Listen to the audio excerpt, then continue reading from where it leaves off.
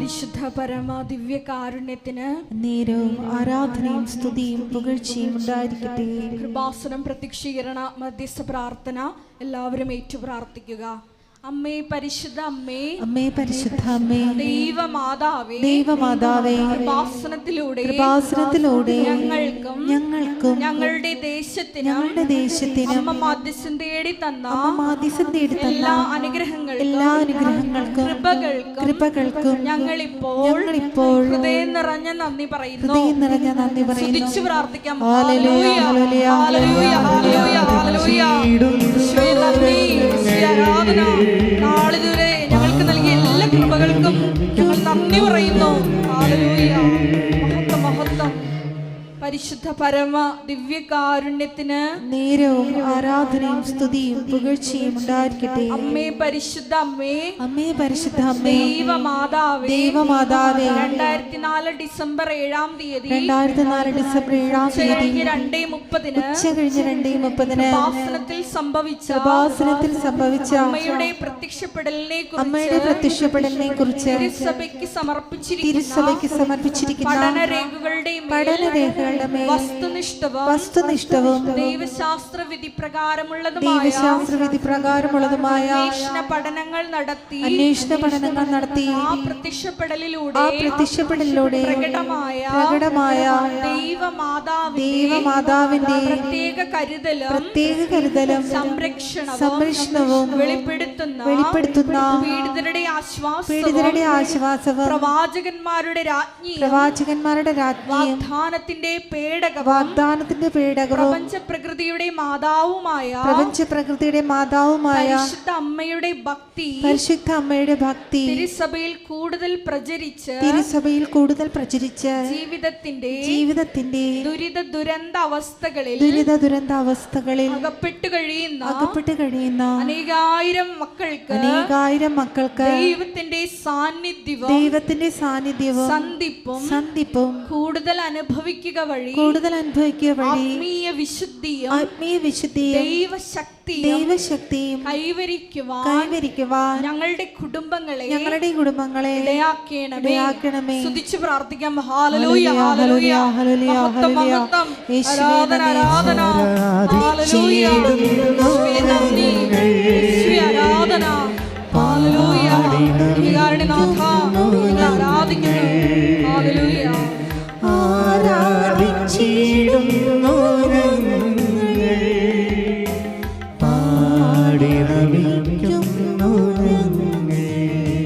പരിശുദ്ധ പരമ ദിവ്യകാരുണ്യത്തിന് നേരവും ആരാധനയും സ്തുതിയും പുകഴ്ചയും ഉണ്ടായിരിക്കട്ടെ. അമ്മേ പരിശുദ്ധ അമ്മേ, അമ്മേ പരിശുദ്ധ അമ്മേ, ഭൂസ്വർലോകങ്ങളുടെ രാജ്ഞിയായ അങ്ങയ്ക്ക് ഭൗമ സംരക്ഷണത്തിനായി പ്രപഞ്ച പ്രകൃതിയെ തന്നെ തിരുസഭ പ്രതിഷ്ഠിക്കുവാൻ ഈ പ്രത്യക്ഷീകരണം വഴി ഇടയാക്കണമേ. പരിശുദ്ധ അമ്മേ, ജപമാല മാതാവേ, സകല കൃപാസനം പ്രാർത്ഥനകളോടും ചേർത്ത് ഞങ്ങളിപ്പോൾ പ്രാർത്ഥിക്കുന്ന ഈ സമൂഹത്തിന്റെ പ്രത്യേക നിയോഗങ്ങളും മൗനമായിട്ട് നമ്മളെ വിഷമിപ്പിക്കുന്ന നമ്മുടെ ജീവിത ഭാരങ്ങള് പരിശുദ്ധ അമ്മയുടെ മധ്യസ്ഥതയിൽ ദിവ്യകാരുണ്യ സന്നിധിയിൽ സമർപ്പിച്ച് പ്രാർത്ഥിക്കാം.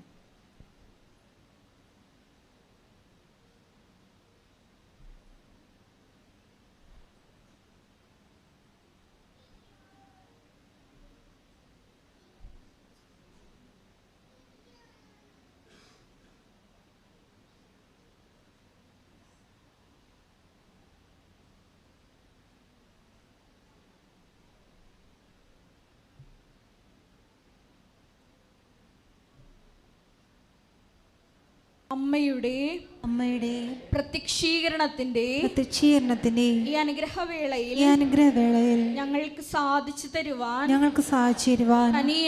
കനിയണമേ.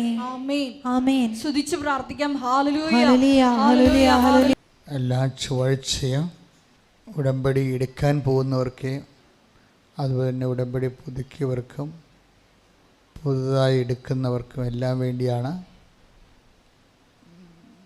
ഈ ഈ ശുശ്രൂഷ ഉടമ്പടി ധ്യാനം നടക്കുന്നത്. ഉടമ്പടി ധ്യാനത്തിൽ എൻ്റെ സഹോദരങ്ങൾ ശ്രദ്ധിക്കേണ്ടത്, നിങ്ങൾ എടുത്തിരിക്കുന്ന ഉടമ്പടി ചിലർക്ക് അൺആൻസറായിട്ടുണ്ടാവും. ഉത്തരം കിട്ടാത്ത അവസ്ഥയിലുള്ള ഉടമ്പടികളുണ്ടാവും. അപ്പം അതെന്താണ്? ഉത്തരം താമസിക്കുന്ന അസ്വാഭാവികമായിട്ട്. സ്വാഭാവിക താമസം നമുക്ക് മനസ്സിലാക്കാവുന്നേ ഉള്ളൂ. സ്വാഭാവിക താമസം വെച്ച് കഴിഞ്ഞാൽ സ്വഭാവം, നാച്ചുറലായിട്ടുള്ള എൻ്റെ പ്രകൃതിപരമായ താമസം, സാധാരണ ഭൗതിക വിഷയങ്ങൾക്കുണ്ടാവും. ഇപ്പോൾ ഒരു വാഴ കുലച്ചു കഴിഞ്ഞാൽ പിറ്റേ ദിവസം പഴുക്കത്തില്ലല്ല. അഥവാ പഴുക്കണമെങ്കിൽ നമ്മൾ തല്ലിപ്പഴുപ്പിക്കണം, ഇപ്പോൾ ചവർക്കും അല്ലേ. അപ്പം അതാണ് സ്വാഭാവിക താമസം. മധുരം വേണമെങ്കിൽ എൻ്റെ സ്വാഭാവിക താമസം എടുക്കും. അല്ലാതെ താമസിക്കുന്നതിനാണ് അസ്വാഭാവിക താമസം എന്ന് പറയുന്നത്.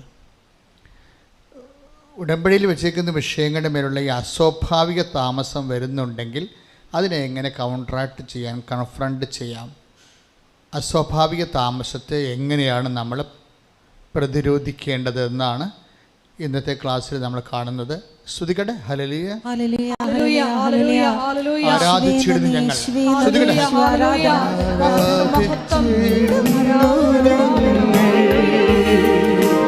പാടി നമിക്കുന്നു ഞങ്ങൾ, ആരാധിച്ചിടുന്നു ഞങ്ങൾ, പാടി നമിക്കുന്നു ഞങ്ങൾ. അടുത്ത സ്റ്റാൻസാ കൂടെ പാടാം. സ്തുതിക്കട്ടെ, സ്തുതിക്കട്ടെ. ഹല്ലേലൂയ. തിരുമുൻപിൽ നിന്നിടുമ്പോൾ നിന്റേതായി തീർന്നിടുമ്പോൾ, തിരുമുമ്പിൽ തിരുമുൻപിൽ നിന്നിടുമ്പോൾ നിന്റേതായി തീർന്നിടുമ്പോൾ, ദുഃഖങ്ങളില്ല, ഭാരങ്ങളില്ല, പ്രത്യാശയൊന്നു മാത്രം നാഥ, ആനന്ദപൂരിതമാത്മം. നിന്റെ മുമ്പിൽ ഒരുമിച്ച് പാടണം. നിൻ തിരുമുൻപിൽ നിന്നിടുമ്പോൾ നിന്റേതായി തീർന്നിടുമ്പോൾ, നിൻ തിരുമുൻപിൽ നിന്നിടുമ്പോൾ നിന്റേതായി തീർന്നിടുമ്പോൾ, ദുഃഖങ്ങളില്ല, ഭാരങ്ങളില്ല, പ്രത്യാശയൊന്നു മാത്രം നാഥ, ആനന്ദപൂരിതമാത്മം. ആരാധിച്ചിടുന്നു. ആരാധിച്ചിടുന്നു ഞങ്ങൾ, പാടി നമിക്കുന്നു ഞങ്ങൾ, ആരാധിച്ചിടുന്നു. ആരാധിച്ചിടുന്നു ഞങ്ങൾ, പാടി നമിക്കുന്നു ഞങ്ങൾ. പരിശുദ്ധ പരമദിവ്യകാരുണ്യത്തിന് ആരാധനയും സ്തുതിയും പുകഴ്ചയും പരിശുദ്ധ പരമദിവ്യകാരുണ്യത്തിന് നേരവും ആരാധനയും സ്തുതിയും പുകഴ്ചയും ഉണ്ടായിരിക്കട്ടെ. പരിശുദ്ധ പരമദിവ്യകാരുണ്യത്തിന് നേരവും ആരാധനയും നിന്റെ മുമ്പിൽ. സ്തുതിക്കട്ടെ. ഹല്ലേലൂയ, ഹല്ലേലൂയ, ഹല്ലേലൂയ, ഹല്ലേലൂയ. മുൻപിൽ നിന്നിടുമ്പോൾ നിന്റേതായി തീർന്നിടുമ്പോൾ, കൈയടിച്ചോണ്ട് നിൻ തിരുമുൻപിൽ നിന്നിടുമ്പോൾ നിന്റേതായി തീർന്നിടുമ്പോൾ, ദുഃഖങ്ങളില്ല, ഭാരങ്ങളില്ല, പ്രത്യാശയൊന്നു മാത്രം നാഥ, ആനന്ദപൂരിതമാത്മം.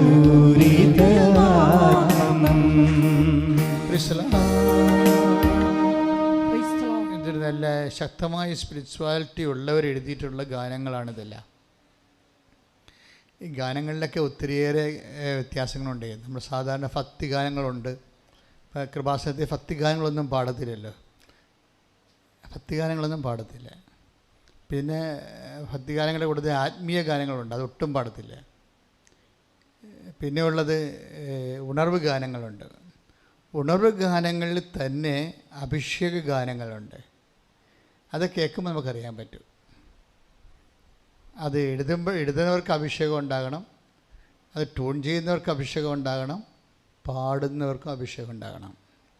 അപ്പോൾ പാടുന്നവരുടെ അരുവി മോശമാണെന്നുണ്ടെങ്കിൽ നമുക്ക് അഭിഷേകം കിട്ടത്തില്ല.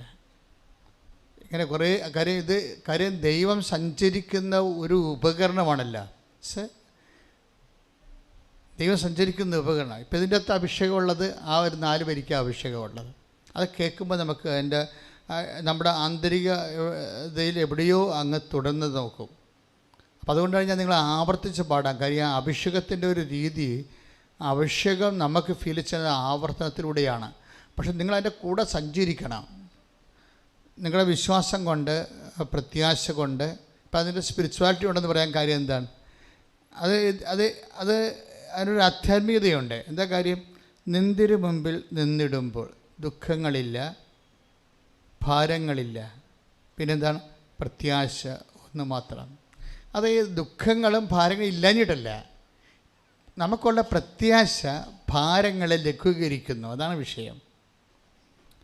ഈ പ്രത്യാശ നമുക്ക് അറിവിൻ്റെ തലത്തിലുണ്ടാകാം, അനുഭവ തലത്തിലുണ്ടാകാം. അപ്പോൾ ഇത് അറിവിൻ്റെ തലത്തിൽ എപ്പോഴും വരുന്നൊരു വിഷയം, എല്ലാവർക്കും പ്രത്യാശ ഉണ്ട്, അത് അറിവിൻ്റെ തലത്തിലാണ്. അങ്ങനെയല്ല, ഇതിനൊരു പ്രത്യാശയുടെ ഒരു അഭിഷേക തലമുണ്ട്. അറിവിൻ്റെ തലം കഴിഞ്ഞിട്ട്, അനുഭവ തലം കഴിഞ്ഞിട്ട് ഒരു അഭിഷേക തലമുണ്ട്. അതാണ് എപ്പോഴും നമ്മൾക്ക് ദൈവാനുഭവത്തിന് നമ്മളെ സഹായിക്കുന്നത്. അല്ലെങ്കിൽ നമുക്ക് ഒരു കപട ദൈവാനുഭവമായി പോകും. ദൈവാനുഭവം എന്ന് നമ്മൾ പറയുന്നുണ്ടെങ്കിൽ അത് യഥാർത്ഥ ദൈവാനുഭവം ആകണമെന്ന് നിർബന്ധമില്ല. അപ്പം അതുകൊണ്ട് എപ്പോഴും എല്ലാ വിഷയവും, വചനത്തിനും അഭിഷേകമുണ്ട്, അറിവുണ്ട്, അനുഭവമുണ്ട്, അഭിഷേകമുണ്ട്. അപ്പം ഇത് 3 ഓരോ ഘട്ടങ്ങളാണ്, വളർച്ചയുടെ ഘട്ടങ്ങൾ. ആദ്യം അറിവായിരിക്കും നമുക്ക് കിട്ടുന്നത്, പിന്നെ അത് അനുഭവമാകും. അനുഭവം എല്ലാവർക്കും ആകത്തില്ല.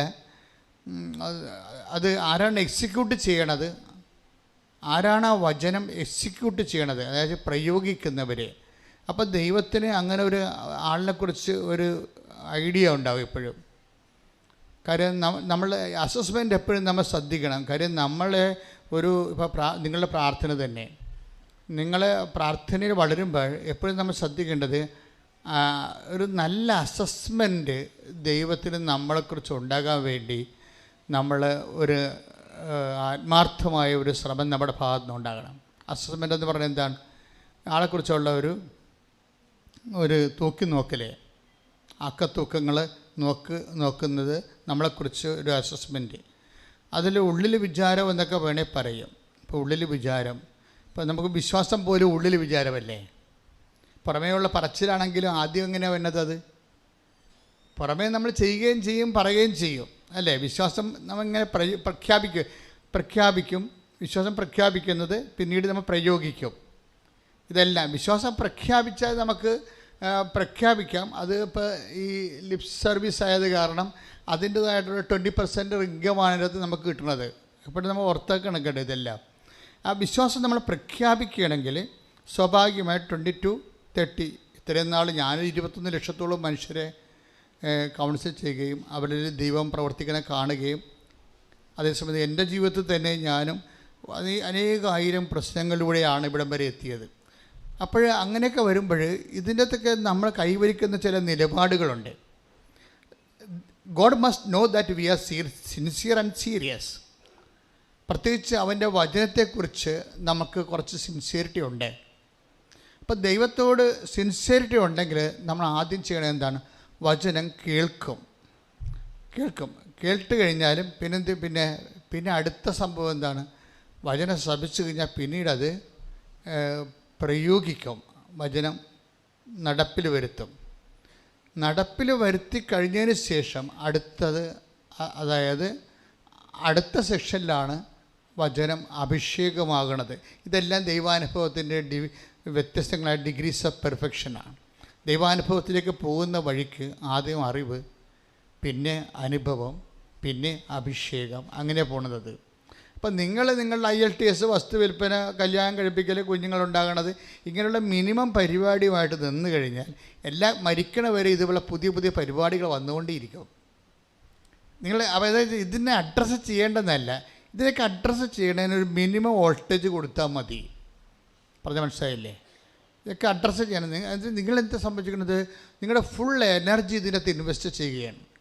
അതാണ് ഈ വിഷയത്തിൻ്റെ ഒരു പിൻപിടുത്തം വരുന്ന കാര്യം. നിങ്ങളുടെ ബുദ്ധിയും ബോധവും കഴിവും ചിന്തയും ആലോചനയും എല്ലാം ഒറ്റ വിഷയത്തിലേക്ക്. കല്യാണം താമസിക്കുന്നത് എന്താണ്, പിള്ളേരുണ്ടാകാത്തത് എന്താണ്, ജോലി കിട്ടാത്തത് എന്താ, ഈ ഒരു, അതായത് ഒരു ആധ്യാത്മികമായി പറഞ്ഞാൽ വളരെ ശ്രദ്ധിച്ചില്ലെങ്കിൽ നമ്മളെ സംബന്ധിച്ചിടത്തോളം ഭയങ്കര സ്ലോ ആയിരിക്കും പ്രോസസ്സ്. ദൈവമായിട്ടുള്ള അടുപ്പവും കാര്യങ്ങൾക്കെല്ലാം തീരുമാനം ഉണ്ടാകുന്നത് സ്ലോ ആണ്. അതിൻ്റെ കാര്യം ഭയങ്കര കൊളസ്ട്രോളാണ് ആൾക്കാർക്കെല്ലാം.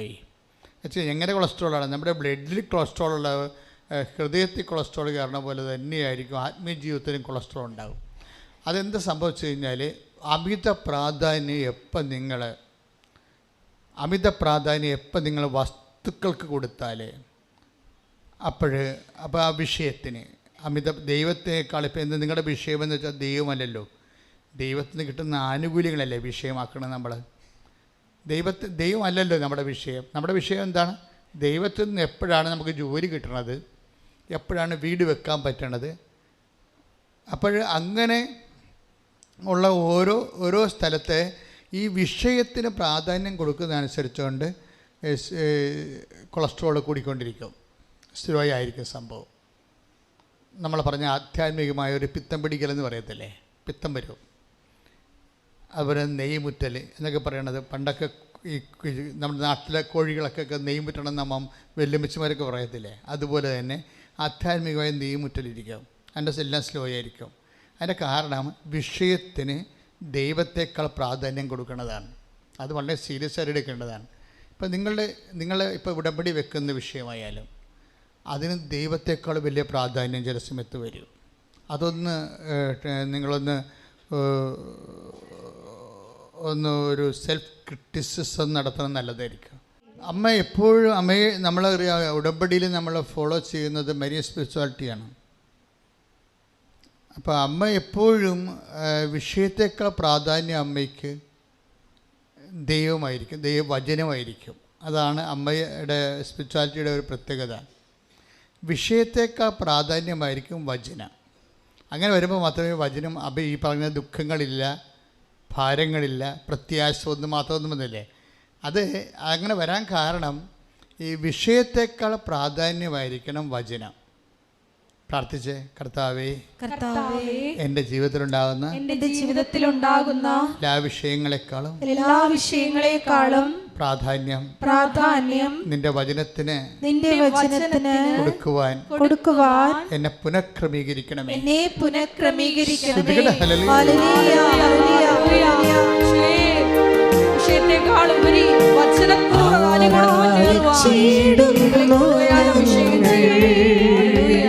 പാടുക. ആരാധിച്ചിടുന്നു ഞങ്ങൾ,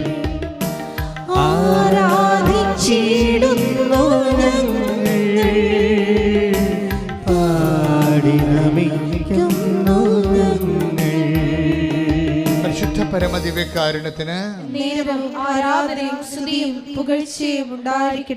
എൻ്റെ പ്രിയപ്പെട്ടവരെ, അപ്പോഴേ എന്താണ് അങ്ങനെ അച്ഛൻ പറയാൻ കാരണം? ഉടമ്പടി പെട്ടെന്ന് കത്താനുള്ള ഒരു മാർഗമാണത്. എന്താണ്? വിഷയത്തേക്കാൾ പ്രാധാന്യം വചനത്തിന് കൊടുക്കുന്നത്. അത് മരിയൻ കോൺസെപ്റ്റാണ്, മരിയൻ അപ്രോച്ചാണ്. That's a core of the Marian spirituality. മാതാവിൻ്റെ ആധ്യാത്മികതയുടെ ഒരു പ്രശ്നം നമുക്ക് ആകപ്പാടെ അറിയാവുന്നത് മാതാവിൻ്റെ പേരിൽ കുറച്ച് വെടിവാണങ്ങളും അതുപോലെ തന്നെ ചെണ്ട കൊട്ടി പോകാനൊക്കെ അല്ലാതെ നമുക്ക് കറക്റ്റ് അമ്മയുടെ സ്പിരിച്വാലിറ്റി അറിയത്തില്ലല്ലേ. ഇപ്പോൾ 5 ലക്ഷം രൂപ മുടക്കി മാതാവിൻ്റെ പെരുന്നാൾ നടത്തിയെന്നൊക്കെ പറയുമ്പോഴും പിറ്റേ ദിവസം അങ്ങനെയുള്ള ആൾക്കാരെ കാണുമ്പോൾ നമുക്കറിയാം ഇയാൾക്ക് മാതാവോട് യാതൊരു ബന്ധമില്ലെന്ന്. അതാണ് പ്രശ്നം. ഇത് നമ്മൾ വളരെയേറെ ഇപ്പോൾ അമ്മ മാതാവിൻ്റെ പെരുന്നാളിനൊക്കെ പോകുന്നതൊക്കെ ശ്രദ്ധിക്കണം. നിങ്ങൾ അവിടെ ഇരിക്കുമ്പോൾ എപ്പോഴും ശ്രദ്ധിക്കേണ്ടത് ഈ സ്പിരിച്വാലിറ്റി ഒന്ന് ഫോളോ ചെയ്യാനുള്ള കൃപയ്ക്ക് വേണ്ടി പ്രത്യേകിച്ച് പ്രാർത്ഥിക്കണം. അപ്പോൾ ദൈവത്തിന് തോന്നും നിങ്ങൾ ദൈവത്തിൻ്റെ സ്വന്തമാണെന്ന് തോന്നും, ദൈവത്തിൻ്റെ സ്വന്തമാണെന്ന് തോന്നും. ഇങ്ങനെ സ്വന്തമായിട്ട് തോന്നിക്കഴിഞ്ഞാൽ അപ്പോൾ ഒന്നാമത്തിൽ നമുക്കിങ്ങനെ ദൈവത്തിൻ്റെ കണ്ണിലൊന്നും പൊടിയിടാൻ പറ്റത്തില്ല. അതെപ്പോഴും നമ്മൾ ശ്രദ്ധിക്കണം. മനുഷ്യന്മാരുടെ മുമ്പിലൊക്കെ നമുക്ക് എന്തെങ്കിലും ഒക്കെ നമ്മുടെ ശുദ്ധമായ ഉടായ്പകൾ കാണിക്കാതിരിക്കുക. പക്ഷേ ദൈവത്തിൻ്റെ കണ്ണിൽ ഒന്നും ചെയ്യാൻ പറ്റത്തില്ല. എന്താ പ്രശ്നം വെച്ചാൽ നമ്മൾ എന്തെങ്കിലും ഒരു ചെറിയൊരു മൂവ്മെൻറ്റ്സ് നടത്തുമ്പോൾ തന്നെ അത് മുഴുവൻ സ്കാൻ ചെയ്ത് അതിൻ്റെ വൈറ്റ് ആൻഡ് ബ്ലാക്ക് പുറത്ത് വരും. പിന്നെ വല്ല നടക്കുക. പക്ഷെ വളരെ സൂക്ഷിച്ചിടപെടേണ്ട ഒരാളാണ് ദൈവം, വളരെ സൂക്ഷിച്ച്. ഇപ്പോൾ നീ നിൻ്റെ പ്രാർത്ഥന ഇന്ന് മാറ്റി വെക്കണം വിചാരിച്ചോ, നിൻ്റെ സമയം നീ മാറ്റി വെക്കണം വിചാരിച്ചോ. അപ്പോൾ ഈ സമയം മാറ്റി വെക്കുക, അല്ലെങ്കിൽ ഇന്ന് സപ്പർ കഴിഞ്ഞിട്ട് പ്രാർത്ഥിക്കാം എന്ന് വിചാരിക്കുക. അപ്പോൾ അങ്ങനെയൊക്കെ വരുമ്പോൾ തന്നെ എന്താണ് കൊണ്ടാണെങ്കിൽ ഇപ്പോൾ ഈ സമയം ചേഞ്ച് വന്നത്, അപ്പോൾ തന്നെ എൻ്റെ റിസൾട്ട് ഔട്ടായി. എന്താ കാര്യം? നിനക്ക് അതിനേക്കാൾ പ്രാധാന്യമുള്ള എന്തോ കാര്യം വന്നു, തീർന്നില്ലേ? എന്തിനാ കൊണ്ടുപോയി പണി മേടിക്കണേ? എന്തിനാ? അപ്പം തന്നെ ദൈവത്തെ അറിയാം. കാര്യം ഇതിൻ്റെ തന്നെ എന്തൂസിയാസം. അത് ആദ്യമേ തന്നെ വചനം കൊടുക്കുമ്പോൾ തന്നെ എന്താ പറയണത്? നിൻ്റെ കർത്താവ് ദൈവം ഞാനാകുന്നു, ഞാനല്ലാതെ വേറെ റെഫറൻസിൽ ആരും വരരുതെന്ന്. വേറെ ദൈവമില്ലെന്നല്ല, അതായത് ഫസ്റ്റ് പ്രയോറിറ്റി എപ്പോഴും ദൈവത്തിന് വരണം. ഈ ഫസ്റ്റ് പ്രയോറിറ്റി വരണമെന്നുണ്ടെങ്കിൽ എന്തൂസിയാസം വരണം. എന്തൂസിയാസം എന്ന് പറഞ്ഞാൽ എന്താണ്? അത്യുത്സാഹം എന്ന് വെച്ചാൽ എൻതയോസ്, ഇൻ ഗോഡ്. ദൈവം ഉള്ളിലുണ്ടാകണം. ദൈവം ഉള്ളിലുണ്ടാകുമ്പോഴാണ് നമുക്ക് എല്ലാത്തിനും ഫസ്റ്റ് പ്രയോറിറ്റി വരണത്. അല്ലെങ്കിൽ സെക്കൻഡ് പ്രയോറിറ്റി, തേർഡ് പ്രയോറിറ്റി എന്ന് വെച്ചാൽ നമ്മുടെ മുൻഗണന പ്രയോറിറ്റി എന്നൊക്കെ അറിയാതൊക്കെ ഇംഗ്ലീഷ് പറയണം കേട്ടോ, അറിഞ്ഞുകൊണ്ടല്ലോ കേട്ടോ. അതായത് ഈ നമ്മുടെ ഈ മുൻഗണനാ ക്രമങ്ങളാണ് ഉദ്ദേശിക്കുന്നത്. മുൻഗണനാ ക്രമങ്ങളുടെ ഏത് സ്ഥാനത്താണ് ദൈവം വരുന്നത് അതിന് ആനുപാതികമായിരിക്കും നിൻ്റെ എന്തൂസിയാസം. എന്ന് വെച്ച് കഴിഞ്ഞാൽ എപ്പോഴും വരേണ്ടത് ഇപ്പോൾ മറിയത്തിൻ്റെ അഭിവാദനം കേട്ടപ്പോൾ തന്നെ ഗർഭസ്ഥ ശിശു എന്തൂസിയാസ്റ്റിക്കായി. അപ്പോൾ തന്നെ ആത്മാവിൽ നിറഞ്ഞ്. എന്നിട്ട് ഈ എലിസബത്ത് എന്താ പറയണത്? മറിയത്തെ കാണുമ്പോൾ അപ്പം തന്നെ ഇത് സ്കാൻ ചെയ്ത് അപ്പം തന്നെ റിസൾട്ട് പുറത്ത് തന്നെ കണ്ടില്ലേ? അതായത് അമ്മയുടെ അഭിവാദനം കേൾക്കുമ്പോൾ തന്നെ ആ വൈര് സെക്കൻഡിൽ മാതാവിന് ഇങ്ങനെ പെട്ടെന്ന് ഇങ്ങനെ പച്ച വെളിച്ചം അങ്ങോട്ടും ഇങ്ങോട്ടും കടന്നു പോകും. എന്നിട്ട് സ്കാൻ ചെയ്ത് റിപ്പോർട്ട് വരും. എന്താണ്? മേരി, യു ആർ ബ്ലെസ്ഡ്, നിൻ്റെ ഉദരഫലവും അനുഗ്രഹീതമാണെന്ന്. ഉദരഫലം അനുഗ്രഹീതമാണെന്ന് അമ്മ പോലും സ്കാൻ ചെയ്തിട്ടില്ല പ്രഗ്നൻ്റ് ആണെന്നറിയുള്ള കാര്യം ഇല്ലേ? മാലാഖയുടെ ഒറ്റ അഭിവാദനത്തിലാണ് നിൽക്കുന്നത്. ആൾ പ്രഗ്നൻ്റ് ആണോ ഇല്ലെന്ന് അമ്മയ്ക്ക് അറിയത്തില്ല. പക്ഷേ എലിസബത്താണ് സ്കാൻ ചെയ്തിട്ട് ഗർഭിണിയെ സ്കാൻ ചെയ്യണത്. പെട്ടെന്ന് ഒറ്റ അഭിവാദനത്തിൽ എലിസബത്ത് സ്കാൻ ചെയ്യും. എന്താ കാര്യം? എലിസബത്തിൽ അങ്ങനെ ആളെ കാണുമ്പോൾ പരിശുദ്ധാത്മാവിൽ നിറഞ്ഞിട്ട് ഈ ഗർഭസ്ഥ ശിശു തുള്ളിച്ചാട്. ഈ വെല്ലേമിച്ചിരി വയറ്റിൽ കിടക്കുന്ന ഗർഭസ്ഥ ശിശു സ്നാപയോഹന്നാൻ തുള്ളിച്ചാടുമ്പോൾ പെട്ടെന്ന് പറയുന്ന സംഭവമാണ്. അതാ സമയത്ത് സ്കാനിങ് നടക്കുന്നത്. ഗർഭിണിയെ സ്കാൻ ചെയ്യണപ്പോഴാണ് എന്താ പറഞ്ഞത്? മേരി, നിൻ്റെ ഉദരഫലം അനുഗ്രഹീതമാണ്. That means you are pregnant. Elizabeth അല്ലേ പറയണത് അമ്മയോട് പ്രഗ്നൻ്റ് ആണെന്ന്? ഇല്ലേ? അത് ഒറ്റ കാഴ്ചയിലാണ് പറയണത്. അപ്പോൾ അമ്മ പറയും my soul magnifies the Lord. പിന്നീട് അതിനേക്കാൾ എന്തൂസിയാസ്റ്റിക് ആയിട്ടാണ് അമ്മ പറയണത്. എന്താ പറയണത്? എൻ്റെ ആത്മാവ് രക്ഷകനായ ദൈവത്തിൽ. വാക്ക് വിട്ടുപോകരുത്. ഉദരഫലമെന്ന് പറഞ്ഞപ്പോൾ അമ്മ ഒരു സാധാരണ കുഞ്ഞിനെക്കുറിച്ചല്ല അവിടെ സംസാരിക്കണത്. എന്താ അമ്മ സംസാരിക്കണത്? എൻ്റെ ആത്മാവ് രക്ഷകനായ ദൈവത്തിൽ. ഒന്ന് പറഞ്ഞേ. എൻ്റെ ആത്മാവ് രക്ഷകനായ ദൈവത്തിൽ ആനന്ദം കൊള്ളുന്നു. This is the first spell. ഇപ്പം ഗോസ്പലാണ്, പക്ഷേ ഫസ്റ്റ് സ്പെല്ലാണ്. യേശുക്രിസ്തുവിനെ കുറിച്ച് ആദ്യത്തെ മംഗളവാർത്ത കഴിഞ്ഞാൽ ആദ്യത്തെ ഒരു എന്താതിനെക്കുറിച്ച് പറയുക? ആദ്യത്തെ ഒരു ഫസ്റ്റ് നോളജാണ്. എന്താണ്? രക്ഷകനായ ദൈവം അവൻ തൻ്റെ ജനങ്ങളെ അവിടെ പാപങ്ങളിൽ നിന്ന് മോചിക്കുന്നു പറഞ്ഞില്ലേ? മത്തായി 1:21. മത്തായി സുവിശേഷം 1:21. പറഞ്ഞോളൂ. അവൾ ഒരു പുത്രനെ പ്രസവിക്കും. പറഞ്ഞേ, അവൾ ഒരു പുത്രനെ പ്രസവിക്കും. പറഞ്ഞോളൂ. അവൾ ഒരു പുത്രനെ പ്രസവിക്കും. നീ അവന് യേശു എന്ന് പേരിടണം. നീ അവന് യേശു എന്ന് പേരിടണം. എന്തെന്നാൽ അവൻ തന്റെ ജനത്തെ അവരുടെ പാപങ്ങളിൽ നിന്ന് മോചിപ്പിക്കും. എന്നിട്ട് പറഞ്ഞേ, അവൻ തന്റെ ജനത്തെ അവരുടെ പാപങ്ങളിൽ നിന്ന് മോചിപ്പിക്കും. ശ്രുതിക്കട്ടെ.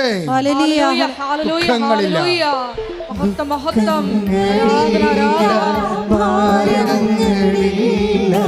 പ്രത്യാശയൊന്നു മാത്രം നാഥ ആനന്ദപൂരിതമാക്കും. പരിശുദ്ധ പരമദിവ്യകാരുണ്യത്തിന് ആരാധനയും സ്തുതിയും പുകഴ്ചയും ഉണ്ടായിരിക്കട്ടെ. അപ്പോൾ എലിസബത്ത് എന്താ പറയണത്? നിന്റെ ഉദരഫലവും അനുഗ്രഹീതമാകുന്നു. അപ്പോൾ ഫസ്റ്റ് ഹാൻഡ് നോളജ് വരണത് ഉദരഫലത്തെക്കുറിച്ചാണ്. അത് ബ്ലെസ്സഡ് ആണെന്ന്. അതിൻ്റെ അമ്മ ആ വചനം കേട്ടിട്ട് പ്രതിവചനം പറയണത് എന്താണ്? അമ്മ പ്രതിവചനം പറയണത് എന്താണ്? എൻ്റെ ആത്മാവ് രക്ഷകനായ ദൈവത്തിൽ. പറഞ്ഞേ, എൻ്റെ ആത്മാവ് രക്ഷകനായ ദൈവത്തിൽ ആനന്ദം കൊള്ളുന്നു. അപ്പോൾ ബേസിക് ആയിട്ട് who is Jesus? It is revealed. എന്താണ്? രക്ഷകനായ ദൈവമാണ്. എന്ത് രക്ഷയാണ്? ബേസിക്കായിട്ട് അവൻ തൻ്റെ ജനങ്ങളെ അവരുടെ പാപങ്ങളിൽ നിന്ന് മോചിക്കാം. എൻ്റെ ദൈവപൈതലേ, ഈ പാപത്തെ അഡ്രസ്സ് ചെയ്യാൻ തുടങ്ങിയാൽ, പാപത്തെ പേടിച്ച് കുറ്റബോധം ഉണ്ടാക്കാനല്ല, പാപത്തെ അഡ്രസ്സ് ചെയ്യാൻ തുടങ്ങിയാൽ, കഴിഞ്ഞ ഉടമ്പടി ധ്യാനത്തിൽ പരിശുദ്ധാത്മാവ് എന്താ പറഞ്ഞത്? അതായത് ആരാണ് ഭാഗ്യവാനെന്ന് കർത്താവിൻ്റെ വചനം പറയുന്നുണ്ട്. ആരാണ്? ദൈവം കുറ്റം ആരോപിക്കാത്തവൻ. നമ്മൾ ശക്തൻ ആരാണെന്ന് ചോദിച്ചാലും ഉത്തരം അതുതന്നെയാണ്. അതായത് നമ്മളെപ്പോഴും പ്രാർത്ഥിക്കുമ്പോഴും എൻ്റെ മക്കളെ, പ്രാർത്ഥനയുടെ ഈ ഫോർമാറ്റ് ഒന്ന് അപ്പ് ആൻഡ് ഡൗൺ ചെയ്യുന്നത് നല്ലതായിരിക്കും. കാര്യം പ്രാർത്ഥനയിൽ നമുക്ക് എപ്പോഴും വരണത് നമ്മുടെ ഭൗതിക ആനുകൂല്യങ്ങൾ എന്ന് പറയുന്ന സോക്കോൾഡ് ഫിസിക്കൽ ബ്ലെസ്സിങ്സാണ്. ഇതിൻ്റെ ഒരു വിഷയം എന്ന് വെച്ച് കഴിഞ്ഞാൽ, ഫിസിക്കൽ ബ്ലെസ്സിങ്സിനെ നിങ്ങൾ ടാർഗറ്റ് ചെയ്തുകൊണ്ട് ആധ്യാത്മിക ജീവിതം നമുക്ക് മുന്നോട്ട് കൊണ്ടുപോകാൻ പറ്റത്തില്ല. ഫിസിക്കൽ ബ്ലെസ്സിങ്സ് അല്ലെങ്കിൽ ഫിസിക്കൽ ഫേവേഴ്സ്, ഭൗതിക ആനുകൂല്യങ്ങളെ നമ്മൾ ടാർഗറ്റ് ചെയ്തുകൊണ്ട് നമുക്ക് ദൈവവുമായിട്ട് കുറേ കാലം ജീവിക്കാൻ പറ്റത്തില്ല. കുറച്ച് നാളത്തേക്കൊക്കെ പോകാമെന്നല്ല, ഇപ്പോൾ കുറച്ച് കഴിയുമ്പോൾ നമുക്ക് ദൈവത്തിന് ആളപ്പിടി കിട്ടും. പിടിയാ, അതെപ്പോഴും ശ്രദ്ധിക്കണം. ഒരു physical favours, so called physical favours means ഭൗതിക ആനുകൂല്യങ്ങൾ. ഈ ഭൗതിക ആനുകൂല്യങ്ങളെ അഡ്രസ്സ് ചെയ്തുകൊണ്ട് ഒരു സ്പിരിച്വൽ ലൈഫ് നമുക്ക് കുറേ കാലത്തേക്ക് കൊണ്ടുപോകാൻ പറ്റത്തില്ല. വേണമെങ്കിൽ കുറച്ച് ടൈം ബീങ് ഒക്കെ പോകാൻ പറ്റും. കുറച്ച് കഴിയുമ്പോൾ ദൈവം പറയും, ഓർഡർ തമ്മാവ ആളറിയുമെന്ന് പറയും. അതാണ് സംഭവം. എന്താ കാര്യം? ചുമ്മാ ഇങ്ങനെ ഈ വാലാട്ടണമെന്നതിൻ്റെ ഉദ്ദേശം എന്തെങ്കിലും ഇറച്ചി കഷ്ണം കിട്ടുമെന്ന് വിചാരിച്ചുകൊണ്ടാണ് ഈ വാലാട്ടൽ. അതുകൊണ്ടാണ് സ്തുതിക്കുകയും പ്രാർത്ഥനയൊക്കെ ഉള്ളത്. ഇറച്ചി കഷ്ണം കിട്ടിയില്ലെങ്കിൽ മിക്കവാറും തിരിഞ്ഞ് കടിക്കാൻ സാധ്യത ഉണ്ടെന്നറിയും. അത് വളരെ ശ്രദ്ധിക്കണം. മനുഷ്യന്മാർക്ക് ഇത്രയും ബുദ്ധിയില്ല. പക്ഷെ ബുദ്ധിയുടെ ആകത്തുകയാണ് ദൈവം. ഇപ്പോൾ ദൈവത്തിൻ്റെ അടുത്ത് നിൽക്കുമ്പോൾ വളരെ ശ്രദ്ധ വേണം ഈ വിഷയത്തിൽ. എന്നും കൊന്നും നിങ്ങളുടെ ഭൗതികമായ ഈ കാര്യം മാത്രമാണ് ദൈവത്തോട് പറയണമെന്നുണ്ടെങ്കിൽ നമുക്ക് ലോങ് ടൈമിൽ ദൈവമായിട്ട് മുന്നോട്ട് പോകാൻ പറ്റത്തില്ല. എന്താ പ്രശ്നമെന്ന് വെച്ച് കഴിഞ്ഞാൽ, എന്തുകൊണ്ട് അങ്ങനെ സംസാരിക്കണമെന്ന് ചോദിച്ചു കഴിഞ്ഞാൽ, നമ്മുടെ ഈ ഭൗതിക ആനുകൂല്യം എന്ന് പറയുന്ന പല കാര്യങ്ങളും ഈ മാസം ആവശ്യമുള്ള സാധനം അടുത്ത മാസം ആവശ്യമില്ല. ദാറ്റ് മീൻസ് കാലഹരണപ്പെട്ടു പോകുന്നു. കാലഹരണപ്പെടാത്ത ദൈവത്തോട് കാലഹരണപ്പെട്ടു പോകുന്ന കാര്യങ്ങൾ മാത്രം അന്വേഷിച്ചാൽ ദൈവത്തിന് നമ്മൾ കാലഹരണപ്പെടുന്നു എന്നതിൻ്റെ അർത്ഥം മനസ്സിലായില്ലേ? It's A very hot point. എന്ന് വെച്ച് കഴിഞ്ഞാൽ നമ്മളെപ്പോഴും ഇപ്പോൾ ഇന്ന് ആവശ്യമുള്ള കാര്യങ്ങൾ, ഇപ്പം നമ്മൾ തന്നെ ഇവിടെ ഇരിക്കുന്നു. ഇപ്പം ഞാനിപ്പോൾ ലോഹയാണ് ഉപയോഗിക്കുന്നത് അല്ലേ? ഞാൻ സാധാരണഗതിയിൽ മാക്സിമം ലോഹയാണ് ഉപയോഗിക്കുന്നത്. കാര്യം കർത്താവിൻ്റെ എനിക്ക് കരഞ്ഞാണ് ഈ ഉടുപ്പ് മേടിച്ചത്. 85 രൂപ പട്ടം കിട്ടിയതാണ്. പക്ഷേ ഉടുപ്പ് വാങ്ങിക്കുന്നത് എനിക്ക് തോന്നുന്നത് 4 വർഷം, അതിനൊന്ന് 3.5 വർഷം മുമ്പാണ് ഉടുപ്പ് വാങ്ങിക്കേണ്ടത്. 81-ലോ 82-ലാണ്. അന്ന് ഒത്തിരിയേറെ പ്രാർത്ഥിച്ചു. എനിക്ക് ഉടുപ്പ് കിട്ടാത്തൊരു സാഹചര്യം സെമിനാരി ജീവിതത്തിൽ ഉണ്ടായിട്ടുണ്ട്. കാര്യം എൻ്റെ പല അതായത് സെമിനാരിയുടെ അസസ്മെൻ്റ് അനുസരിച്ച് ചില സമയത്ത് എനിക്ക് അപ്ഡേഷൻ വന്നു പോകാതെ, ചില സമയത്ത് എനിക്കൊരു ചെറിയ കുറേടാ നിനക്കൊരു റീജൻസി കിട്ടാനുള്ള സാധ്യത ഉണ്ടെന്നൊക്കെ കൂട്ടുകാർ പറയും. അപ്പോൾ അതുകൊണ്ട് എനിക്കത് റീജൻസി ഒരു ടൈമിന് ആവശ്യമുണ്ടായെങ്കിലും ഒരു സെമിനാരിലെ ഫിലോസഫിയുടെ ആ കാലങ്ങളിൽ എനിക്ക് തോന്നിയായിരുന്നു ഒരു കൊല്ലം റീജൻസി എടുക്കണമെന്ന്. പക്ഷേ പിന്നീട് എനിക്ക് തോന്നിയിട്ടില്ല. അത് കർത്താവിൻ്റെ ചിന്ത ഒരു പ്രത്യേക സാഹചര്യത്തിൽ മറച്ച് കളഞ്ഞു. എനിക്ക് അങ്ങനെയുള്ള തോന്നിവാസങ്ങളെ എൻ്റെ മനസ്സിൽ നിന്ന് കളഞ്ഞു. അതായത് ഒരു കൊല്ലം ലീവ് എടുത്തിട്ട് ലോകം മുഴുവൻ ഇന്ത്യ മുഴുവൻ ചുറ്റുക, അങ്ങനെയൊക്കെ ഒരു ആവശ്യവും ചിന്ത ആ കാലങ്ങളിലുണ്ടായിരുന്നു. അന്ന് കുറേ എഴുത്തും വായനയും കഥകളും അതുപോലെയൊക്കെ ഫിലോസഫിയും ഒക്കെ ആയിട്ട് നടക്കുന്ന ഒരു കാലം, ചെറുപ്പത്തിൻ്റെ കാലമല്ലേ. അപ്പോൾ ഞാൻ ഒരു കൊല്ലം ഇങ്ങനെ കുറച്ച് ഫ്രീ ആയിട്ട് ഇന്ത്യയെ മുഴുവനും ഡിസ്കേസായിട്ട് നടന്ന് മനസ്സിലാക്കാൻ, പ്രത്യേകിച്ച് മിഷൻ രാജ്യങ്ങളിൽ പോണ കാലങ്ങളിൽ അതാണ് എൻ്റെ മനസ്സിരുന്നത് മുഴുവനും. മിഷനിൽ പോകണം. കാര്യം അച്ഛനാകണ കാലത്തും മിഷനിൽ പോകുമ്പോൾ ഞാൻ വയറാണ് ഞാൻ സെമിനാരിൽ ചേരണത്. അന്ന് പറ്റാത്തത് കൊണ്ട് ഈ ഒരു കൊല്ലം എടുത്തിട്ട് മിഷനൊക്കെ ചുറ്റും നടന്ന് കാണണം, അങ്ങനെ കുറേ ചിന്തകളൊക്കെ ആയിട്ട് നടക്കിയിരുന്നു. പക്ഷേ എന്തോ എന്നെ പെട്ടെന്ന് ബിഷപ്പ് തന്നെ എന്നെ ഡൈവേർട്ട് ചെയ്ത് കളഞ്ഞ്. അത് ബിഷപ്പല്ല, ഈശോ തന്നെ ബിഷപ്പിൽ ഡൈവേർട്ട് ചെയ്ത് കളഞ്ഞ്. പിന്നെ എനിക്ക് അഭിഷേകം കിട്ടി ഉടുപ്പ് വാങ്ങിക്കണമെന്ന്. അപ്പോൾ അത്രയും കൊതിച്ചാണ് ഉടുപ്പ് വാങ്ങിച്ചത്. അതുകൊണ്ട് ഞാൻ സാധാരണഗതിയിൽ വല്ലപ്പോഴും വല്ല ട്രെയിൻ യാത്രയ്ക്ക് അത്യാവശ്യം നമുക്ക് വളരെ മോശം കണ്ടീഷനിലാണ് നമ്മൾ യാത്ര ചെയ്യണമെന്നെങ്കിൽ ബാത്റൂംസിൽ അങ്ങനെയൊക്കെയുള്ള കണ്ടീഷനിൽ മാത്രമേ ഞാൻ ഉടുപ്പിന് മാന്യതയില്ലാത്ത സ്ഥലങ്ങളിൽ അപൂർവ സ്ഥലങ്ങളിൽ മാത്രമേ ഞാൻ ഉടുപ്പ് ഒഴിവാക്കത്തുള്ളൂ. അതായത് അല്ലാത്ത സമയത്തെല്ലാം ഉടുപ്പ് ധരിക്കും. എന്താ കാര്യം എന്ന് വെച്ച് കഴിഞ്ഞാൽ നമ്മൾ ഉടുപ്പ് ധരിക്കാമെന്ന് പറഞ്ഞത് കൊണ്ടാണല്ലോ ഈ ശുശ്രൂഷയ്ക്ക് വന്നത്. കാര്യം നമുക്ക് ജനത്തെ പേടിയില്ല. എന്താ കാര്യം, നമ്മളൊരു വിശ്വാസിയുമാണ്, ഒരു വിശ്വാസത്തിൽ ക്രിസ്തുവിൻ്റെ ശുശ്രൂഷകനാണ് എന്ന് സമൂഹം അറിയണം, എല്ലാ ജാതിക്കാരും അറിയണം ഞാൻ കർത്താവിൻ്റെ ശുശ്രൂഷകനാണ്. അത് ഒരു വിശ്വാസം നമുക്ക് നൽകുന്ന ഒരു ധൈര്യമാണ് ശരിക്കും.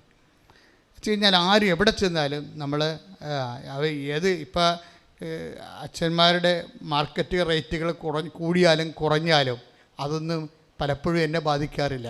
ചില സമയത്തൊക്കെ നല്ല രീതിയിൽ ഒത്തിരി പുണ്യപ്പെട്ട അച്ഛന്മാരുടെ ഒത്തിരി ശുശ്രൂഷകളൊക്കെ വരും. അതേസമയം ചില ആൾക്കാർ ഷട്ട് ഔട്ട്സുകൾ വരും. അപ്പോൾ ആൾക്കാർ സമൂഹത്തിൽ ചിലപ്പോൾ അവരുടെ ഒരേ സമയത്ത് തന്നെ ഇങ്ങനെ റേറ്റിംഗ് കുറഞ്ഞും കൂടിയൊക്കെ ഇരിക്കും. ഇതൊന്നും നമ്മളെ ബാധിക്കുന്ന വിഷയമല്ല. എന്താ കാര്യം, നമ്മൾ കർത്താവിൻ്റെ തിരുസന്നിധിയിൽ ഇത് ധരിക്കാമെന്ന് കർത്താവിൻ്റെ സഭയുടെ ഒഫീഷ്യൽ ശുശ്രൂഷകനായിട്ട് കർത്താവ് അഭിഷേകം ചെയ്തിരിക്കുന്ന ആളാണ്. എന്താണ് ഞാൻ പറയണമെന്ന് വെച്ചാൽ, അതായത് നമ്മൾ ഇങ്ങനെ കാണിക്കുന്ന സൂക്ഷ്മതകളില്ലേ, അത് നിങ്ങൾക്ക് അതായത് ഇന്ന് നിങ്ങളും ലഭിക്കുന്ന സാഹചര്യങ്ങളിലെല്ലാം നിങ്ങൾ വിശ്വാസികളാണെന്നുള്ളത് കർത്തൃസന്നിധിയിൽ പുറത്ത് നിങ്ങളെ പ്രകടിപ്പിക്കണം. കാര്യം ക്രിസ്ത്യാനിറ്റിയിൽ ഒന്ന് ഒളിച്ചും പാത്ത് ഇങ്ങനെ അഡ്ജസ്റ്റ്മെൻറ്റ് നടക്കത്തില്ല. പക്ഷേ പറയാം, വിശ്വാസം അത് ഉള്ളിലല്ലേ ഇരിക്കേണ്ടത്, അവൻ്റെ പേഴ്സണൽ കാര്യമല്ലേ, അത് നടക്കത്തില്ല. അത് ഒരുതരം ഭീരുത്വമാണ് ശരിക്കും. അതുകൊണ്ടാണ് ഈശോ പറഞ്ഞത്, മനുഷ്യരുടെ മുമ്പിൽ എന്നെ ഏറ്റു പറഞ്ഞാൽ, ഇപ്പോൾ 10:32 എന്താ പറയണത്, മനുഷ്യരുടെ മുമ്പിൽ എന്നെ ഏറ്റു പറഞ്ഞാൽ സ്വർഗസ്ഥനായ എൻ്റെ പിതാവിൻ്റെ മുമ്പിൽ ഞാനും നിങ്ങളെ ഏറ്റുപറയും. അതാണ് വിഷയം. അത് വിശ്വാസം ഏറ്റുപറച്ചിലാണ്. അതിൻ്റെ തന്നെയാണ് ഈ ഡ്രസ്സിങ്ങൊക്കെ വരണത്, ഡ്രസ് കോഡൊക്കെ വരുന്നത് ഒരു ഏറ്റുപറച്ചിലാണ്. കുറച്ച് ധൈര്യം കീപ്പ് ചെയ്താണ് എപ്പോഴും നല്ലത്. വിശ്വാസമാണെങ്കിൽ നീ അത് പുറത്ത് കാണിക്കണം. ഇപ്പോൾ നമ്മൾ ലോകകപ്പ് കഴിയുമ്പോൾ ഓരോരുത്തർ ഗോൾ അടിക്കുമ്പോൾ എന്തുകൊണ്ടാണ് അവർ പിതാനും പുത്രനും പരിശുദ്ധാത്മാവും നടക്കുന്നത്? അതായത് 10 മെത്രാന്മാർ വിചാരിച്ച നടക്കാത്ത സംഭവമാണ് ഒരു ഫുട്ബോൾ പ്ലെയറെ കൊണ്ട് നടക്കുന്നത്. അതാണ് വിശ്വാസം ഏറ്റു പറയാനുള്ളതാണ്. അതാണ് എൻ്റെ വിഷയം എന്നത്. അതായത് നിങ്ങൾ ഏത് സാഹചര്യത്തിലായിരുന്നാലും കർത്താവ് എന്താ പറഞ്ഞത്, മനുഷ്യരുടെ മുമ്പിൽ എന്നെ ഏറ്റു പറയുന്നവനെ. അപ്പം മനുഷ്യരുടെ മുമ്പിൽ എന്തിനുള്ളതാണ്? ഏറ്റു പറയാനുള്ളതാണ്. ഈ ഉടമ്പടി കത്താൻ കാര്യം എന്താണ്? ഇത്രയും പെട്ടെന്ന് ഉടമ്പടി ദൈവം തരുമ്പോഴും എനിക്കറിയത്തില്ല ഇത് ഇത്രയും വല്ലാത്ത രീതിയിൽ ഹെവി ഡ്യൂട്ടി ചെയ്യുമെന്ന്. ഇപ്പോഴും ഹെവി ഡ്യൂട്ടി ചെയ്യുന്നുണ്ട്. പ്രസൻസ് എത്ര കാലം മുതൽ ദൈവം അഷ്വർ ചെയ്ത സംഭവമാണ് presence. I will come with you wherever you go. നീ എവിടെ പോയാലും ഞാൻ നിൻ്റെ കൂടെ വരുമെന്ന് പറയുന്നെങ്കിലും ഉടമ്പടിയിലല്ലേ ആൾക്കാർ അനുഭവസാക്ഷ്യം പറയണത് കർത്താവിൻ്റെ സാന്നിധ്യത്തിൻ്റെ. അതെന്തുകൊണ്ടാണ്?